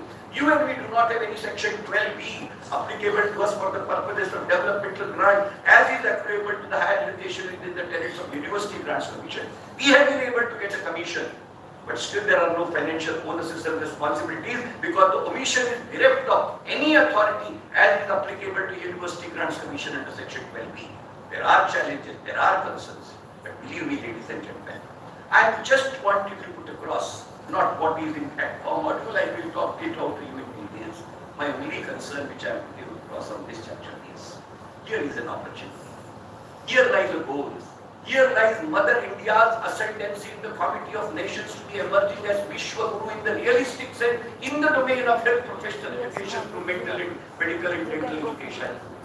If we do not rise to the occasion, contemplate a situation, brothers and sisters. 1964, D.S. Kothari, the famous educationist of this country, a philosopher educationist after Dr. Sarvapalli, Dr. Radhakrishnan, wrote his second education commission. Open chapter 3 of it, open page number 1, read the first sentence which he wrote, and he read, quote, destiny of this country is shaped in its classrooms only. And here I am putting a question. He did not write destiny of the country is being shaped in any of the elected houses of people's representatives. He said, and he did not say future of this country. There is a subtle difference. Now definitely, Dr. Mahalingam has inspired me to decipher the things as they emanate of the Oxford Dictionary. I am also a good reader of the same. Therefore, I am entitled to be a genuine brother of his. The word used was not future of the country. अंतर है, शब्द का प्रयोग भविष्य का नहीं है. Destiny means भवितव्य. भवितव्य is a far large continuum than भविष्य. भविष्य केवल future का होता है, near future का होता है, distant future का होता है, remote future का होता है. Destiny जो destiny है, जो भवितव्य है, वो कायनात तक का होता है. दोनों के बीच का होता है. इसके अगर वो कहता है कि destiny of the country is being shaped in its classroom, मैं आपसे पूछना चाहता हूँ उस क्लासरूम के अंतर्गत उस डेस्टिनी को शेप करने वाला जादूगर आर्किटेक्ट कौन है? मैं और आप हैं। Therefore, देश का भविष्य और भवितव्य कहीं लिखा जाता है, लिखा जा सकता है और लिखा जाता रहेगा। तो ये यंगर जनरेशन को इनकल्केशन के दायरे के अंतर्गत खड़े करके हम उनके हाथों के अंतर्गत, उनके सहन के अंतर्गत, उनके जमीर के अंतर्गत, उनकी जुमा के अंतर्गत जो उतारते हैं, वही देश का भवितव्य है। और अब ये केवल देश का भवितव्य नहीं है, हिंदुस्तान के अंतर्गत health professional education is not a fate and future of this country. The contour has altered. अगर आज डीएस कोठारी होते और वो अगर रिपोर्ट लिखते होते तो ये नहीं कहते कि क्लासरूम के अंतर्गत हिंदुस्तान का भविष्य भवितव्य लिखा जा रहा है, वो कहते कि दुनिया का भविष्य भवितव्य अगर कहीं लिखा जा रहा है तो हिंदुस्तान के मेडिकल और डेंटल कॉलेज के क्लासरूम के अंतर्गत लिखा जा रहा है। इसलिए अब जब पढ़ाने के लिए उठो तो ये सोच करके उठो कि देश और दुनिया का भवितव्य अब हम लिखने जा रहे हैं। You are not expected to be writing a script, ladies and gentlemen. Here is an opportunity for you and me to write a scripture as a whole. जो posterity कहेगी कि yes, they came, they saw and they conquered. और नहीं कर पाए तो they came, they saw and they defeated us. It's a question of this or that. And therefore, what we need to opt for. It's not a question of Russell, it's not a question of we, it's not a question of many, it's not, much less it cannot be a question of many, Prakash Mishra. It's a collective responsibility of the teachers of this country, the educators of this country, to realize the opportunity that we have at our disposal, by virtue of which we are not only expected to be altering the face, facet and future of this country's healthcare delivery system, but perhaps the healthcare delivery system of the globe and the world. It is that universalization which is an opportunity which is in your and my arm. Let us actualize it. Let us galvanize it. Let us realize it. Is lies the real scripture where, as the Honorable Founder Chancellor said, India was not just the Vishwaguru. India shall be Vishwaguru by virtue of this proposition. Let us take that up and realize it. Thank you very much.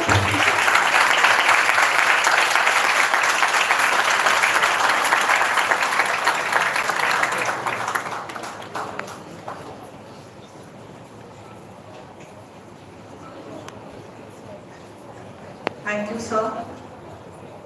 It was mesmerizing. Now I request Dr. Mary Matthews to talk about faculty development program for bioethics teachers in medical and health professional education. Dr. Mary Matthews, please.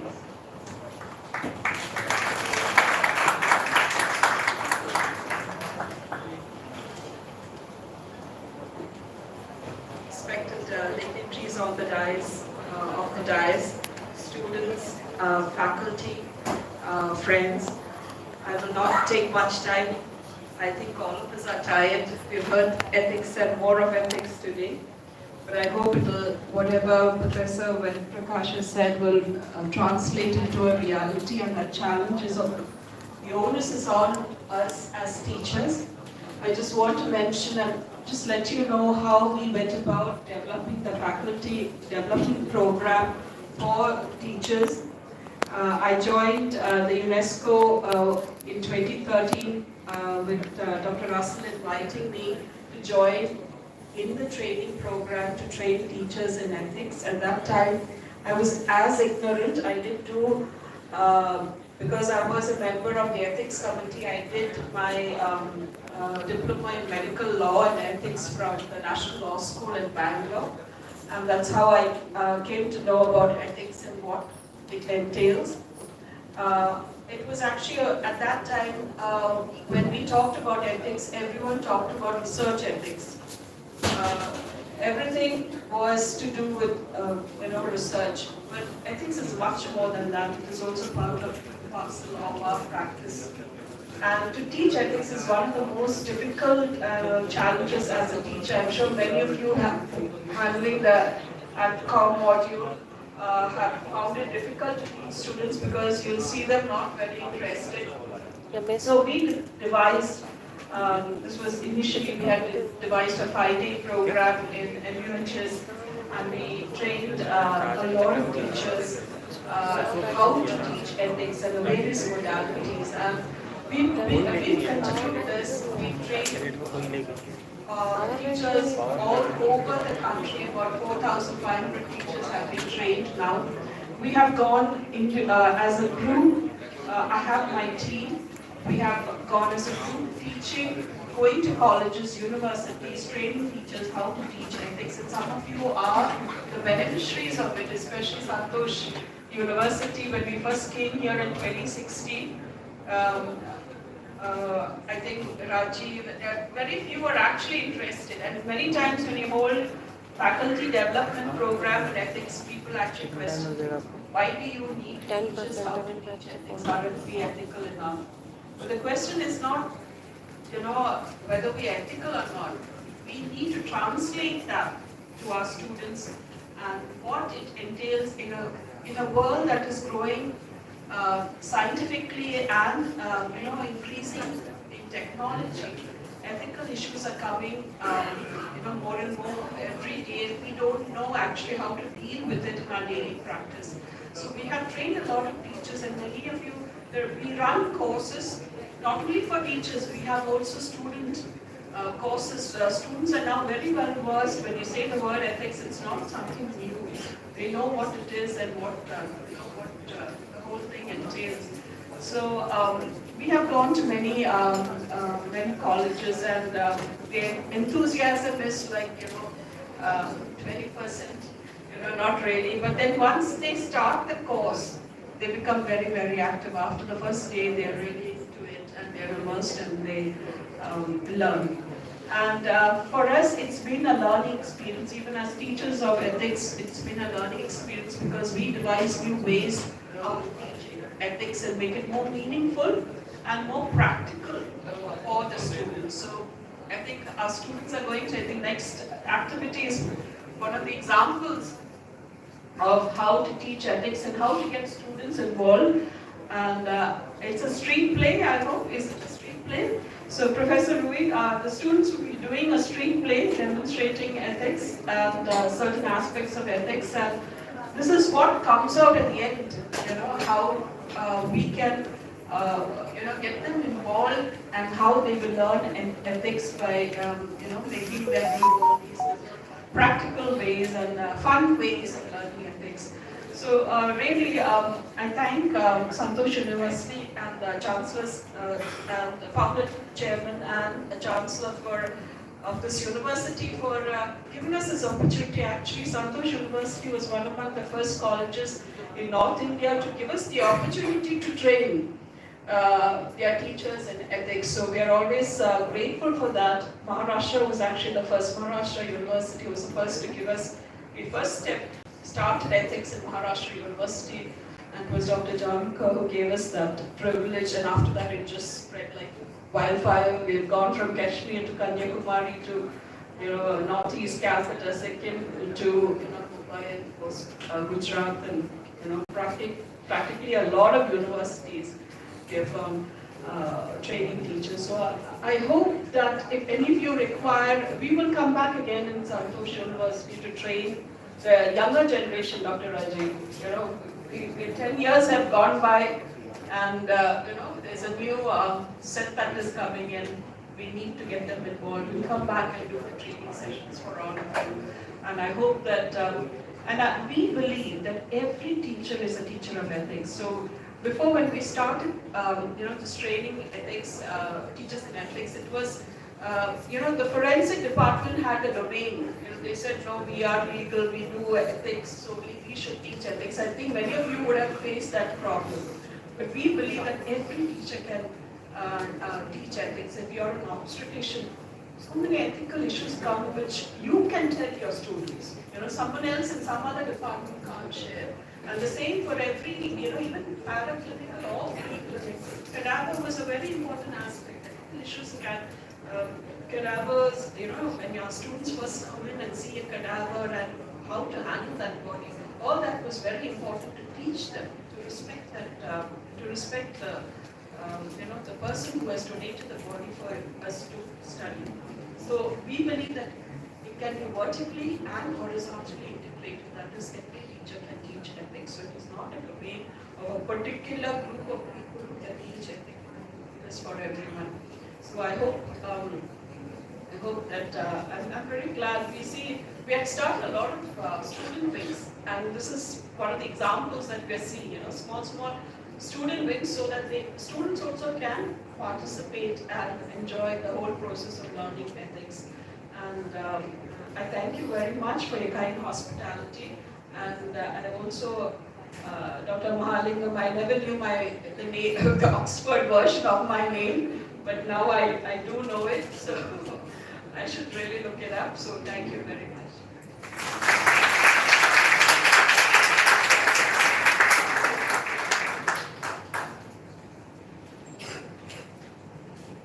Thank you, Dr. Mary. As you have mentioned, next is upcoming is the Nukkad Natak. So I request all the dignitaries to kindly take their seats in the front row as the students theatre group Manchantra of Santosh Dean University has prepared a Nukkad Natak.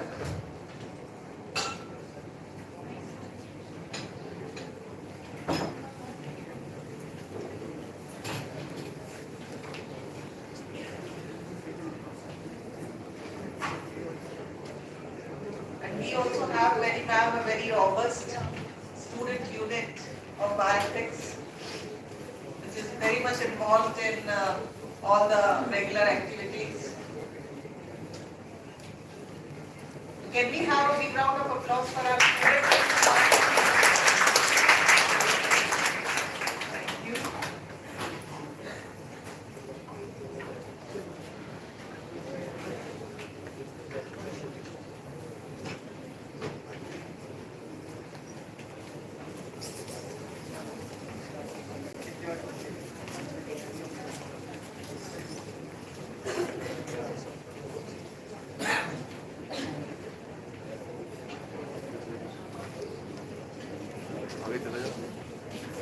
I acknowledge the presence of Dr. Srinivas.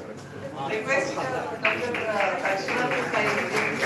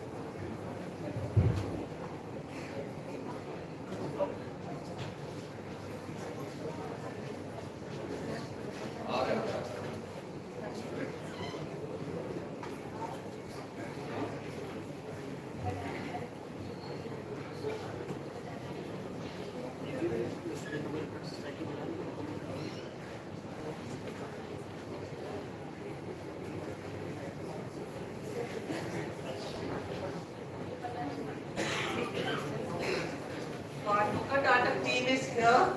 We can't wait to see you present the mental bioethics awareness.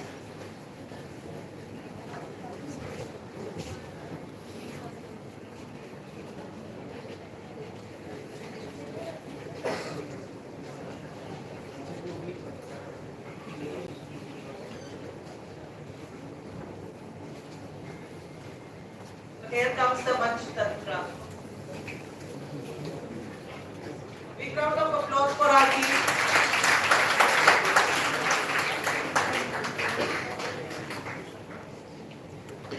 यार ये लोग centre में खड़े हो।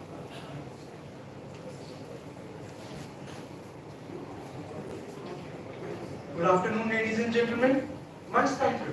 The student theatre group of Santosh University has worked endlessly to spread awareness regarding mental health issues and its ethical consideration. Alone, no more. Nukkad Natak portrays Mohan's battle with depression, studies, relationship, silenced voice, and an unexpected quack acting as a saint.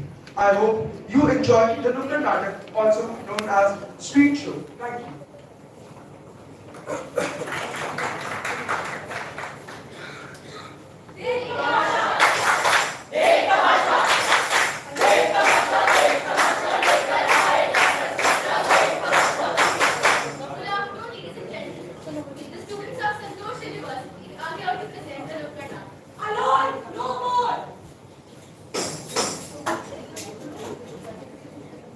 Good afternoon, Santosh. अरे sir के दोपहर में क्या हो गया? वो बासमती के लिए चुप रहा है। दोपहर में। चलो देखते हैं। Good morning, class. I have your results. Arsu 10 on 10, excellent. Nandini 9 on 10, excellent. Mohan, come here, class topper. Class, look at your topper. क्या मैं सेकंड क्लास टॉप कर गया? 0 आया तुम्हारे 0. कल अपने पेरेंट्स को लेकर आना. सॉरी आप प्लीज माफ कर दो। मुझे आपको फ्लेक्स में बताऊंगा। हाँ महाराज, जैसे बाकी टेस्ट में तुम्हारे बहुत अच्छे नंबर आ रहे हैं जो मैं तुम्हें जाने दूं. चुपचाप अपने पेरेंट्स को लेकर आना. Go back to your seat. हो गया क्या हो गया? फर्स्ट लिस्ट में सिलेक्शन हो गया। ओह, सीखो कुछ इससे. मैम इसे कुछ मत सिखाइए, इसे कुछ नहीं होगा। He's such a loser. He's such a loser. He's such a loser. He's such a loser. तो तुझे लेके मिलता है जो हार क्या करे? हो गया है ऐसा ही कमाल क्या करे? मुझसे बात कौन करेगा मोहन? तुम मोहन तुम. मेरे लिए गिफ्ट कौन लाएगा मोहन? तुम मोहन तुम. और टाइम उसका क्या? उसका क्या मोहन? उसका क्या? This man is just like us. We fell for a girl, he fell for one too. अरे ये चोरा भी अपनी तरह है, अपन भी चोरी के चक्कर में फंसे नहीं, ये भी फंसेगा। और क्या भाई, इसको क्या पता, इसका बाप रेप कर लेगा घर पे, इसके बापू का भी है। चलो दिखाते हैं। अरे सुनते हो? मैं कह रही थी ये मोहन के ग्रेड्स दिन पर दिन कम ही होते जा रहे हैं. ऐसे कैसे मोहन की ग्रेड्स कम होते जा रहे हैं? All he have to do is study. इससे वो भी नहीं होता क्या? वो सब तो ठीक है, लेकिन मुझे इस लड़की की बड़ी चिंता होती है. कोई चिंता करने की जरूरत नहीं है इसकी। Let him come home. I'll handle it. Mom, what's for dinner tonight? I'll tell you what's for dinner. No, नहीं. पर्वत के जीलिए एक पल दो हमें जीने दो. तूने आखिरी बार मुझसे बात कब की? अपने मन की बात कब सुनी? कभी खुद के लिए कुछ किया है तूने? अरे खुद के लिए करके आज तक किसका भला हुआ है? दुनिया में रहना है तो दुनिया के हिसाब से तो चलना ही होगा. देख तूने कितने बार अपने मन की आवाज लगाई. Class, did you understand the topic? Mohan तुम्हें समझ आया? Ask your doubt, Mohan. Why are you scared? क्या करेगा आज के डाउट करके? यहाँ तेरे फ्रेंड्स हैं, मैम है, सबने तेरा मजाक ही तो उड़ाना है. एक काम कर, अभी रहने दे, घर जाके अपने आप सॉल्व कर लेंगे. हाँ, understood. मोहन, समर कैंप में कौन सी क्लास लेनी है? You should take a painting, Mohan. You always wanted to sketch. Painting painting कौन करता है? और वैसे भी हर बच्चा जो पेंटिंग करता है वो और से बड़ा पिकासो बन के निकलता है. एक काम कर, ऑक्सफोर्ड फ्रेंच बड़ा स्कोप है. I'll take French. Mohan, let's go to party. You should go, Mohan. You will have a lot of fun and you make new friends also. New French? पुराने वाले भी तो तुझे पागल मोहन, स्टूपिड मोहन यही कहके तो बुलाते हैं. और वैसे भी फ्रेंच क्लासेस नहीं है, पापा को क्या बोलेगा? Sorry brother, I can't come. I'll have my classes. कब तक चुप रहेगा? कब तक अपने मन की बात अपने मन तक रखेगा और किसी को नहीं बताएगा? मैं कह रही थी ये मोहन आज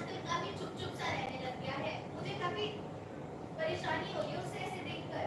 अरे तो उसे बूटी वाले बाबा के पास ले जाओ, बाबा सबका उद्धार करते हैं। हाँ हाँ, बाबा सबका उद्धार करते हैं। जय जय बाबा। मोहन, बेटा मोहन, तो बाबा के पास जाना है।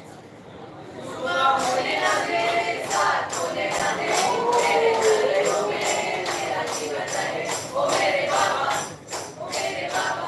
रुक जाओ, बाबा भी ध्यान में है। How can you disturb my meditation? बाबा मुर्गा लाए हैं। साथ में तंदुरुस्त मुर्गी भी आई है। बाबा मुर्गा मुर्गा।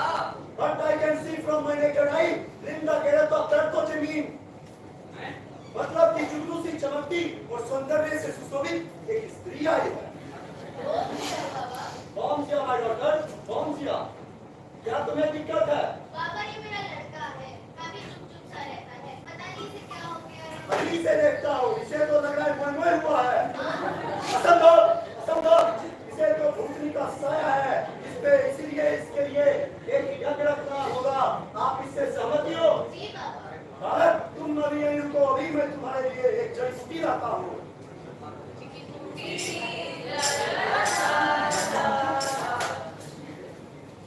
भारत, ये लो, तुम अपने मुखार बिंदु में इसे ग्रहण करो।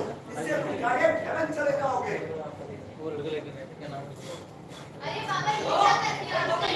मोहन, बेटा मोहन उठ, मोहन उठ, डॉक्टर साहब देखिए मोहन को क्या हो गया? मोहन, अरे तो आंटी चिंता मत कर, अपना छोकरा ऐसे ही कर देगा अपन। देखा आंटी बोला था ना, छोकरे को छोड़ दीजिए, मस्त नींद लेके उठा है। पर बापू कैसे तकलीफ है? You should have talked to him. You should have asked him what's his problem. पर अपन भी क्या कह सकता है? अपने भी अपने बाप से कम पढ़ी थी, क्यों सर के? और क्या भाई? इसको वो दो ना जो अपनी माँ ने दी थी। अरे जादू की झपकी मैजिकल है।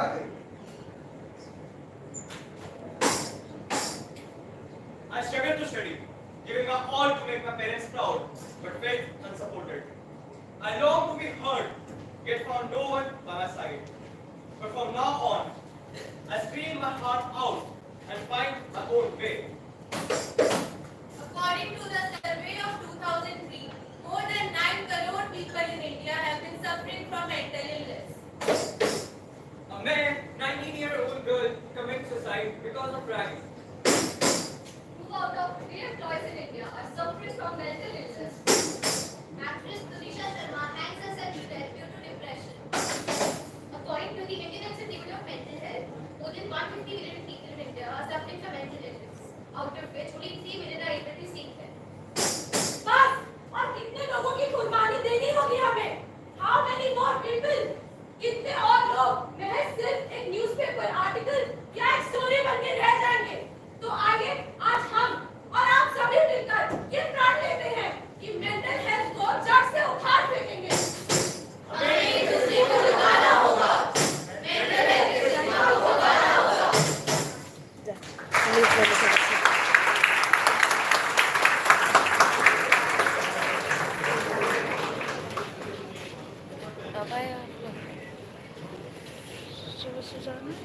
Thank you, team. Very well played.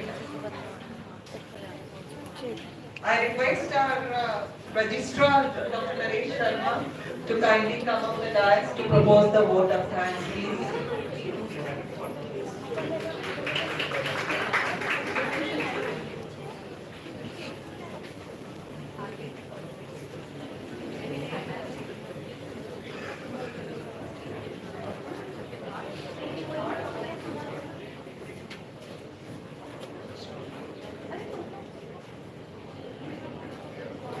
The golden words of gratitude are etched on the hearts of the guest, bearing host and guest in an inexplicable bond of love and concern. A very warm and graceful good afternoon to our most valued Honorable Chief Guest, Professor Renu sir. Hey, excuse me. Guest of Honor, Dr. Ved Prakash Mishra ji, Dr. Vivek Mehdi sir, Professor Rasat D'Souza, Professor Nelly Matthew ma'am, respectable CMD sir, Dr. P. Malingam,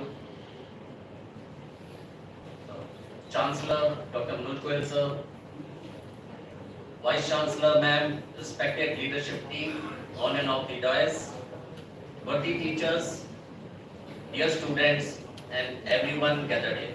I take this opportunity to express my profound gratitude to the august assemblage of guests who took the glory of this conference, that is Global Perspective in Bioethics, and shared their valuable suggestions. Thank you so much, sir.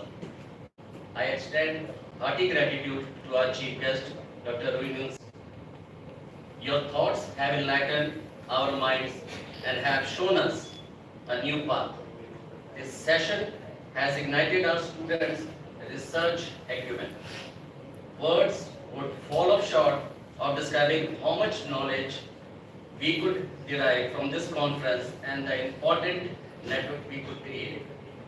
I also extend my gratitude to the organizing team for being the catalyst in organizing this conference that stimulated us to do our best and standing as pillar of strength.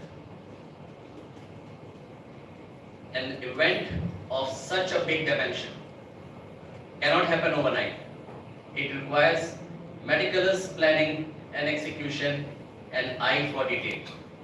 I cannot thank everyone enough for the involvement they have shown and the willingness they have expressed to take on to complete this task beyond their comfort zone. I also wish to acknowledge the devoted endeavors of the organizing team, teachers and other staff members. They all have striven hard, taking time by their forelock to execute the assigned task to perfection and to extend hospitality to all the participants and guests. I also cannot overlook the efforts of the volunteers sitting at the back and the students who worked tirelessly and dedicatedly for this conference. Thank you so much.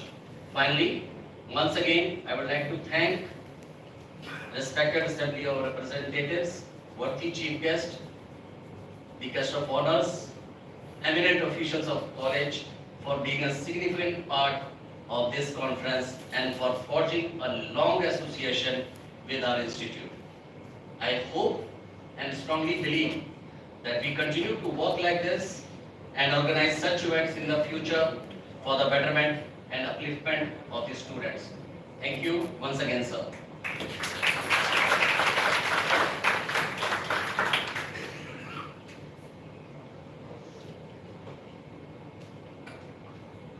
Request all to rise for national anthem.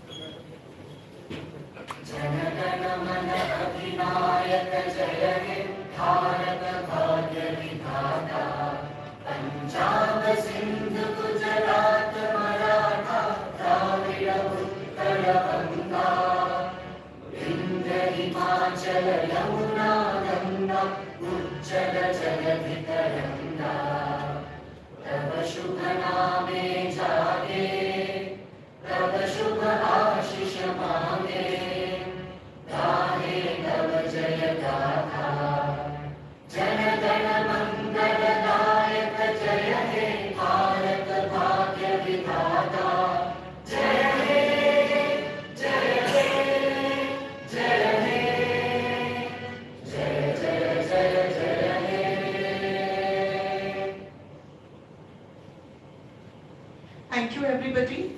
Now I request all the faculty members to proceed for the lunch and the guest, Dr. Rajiv, please call the guest, please.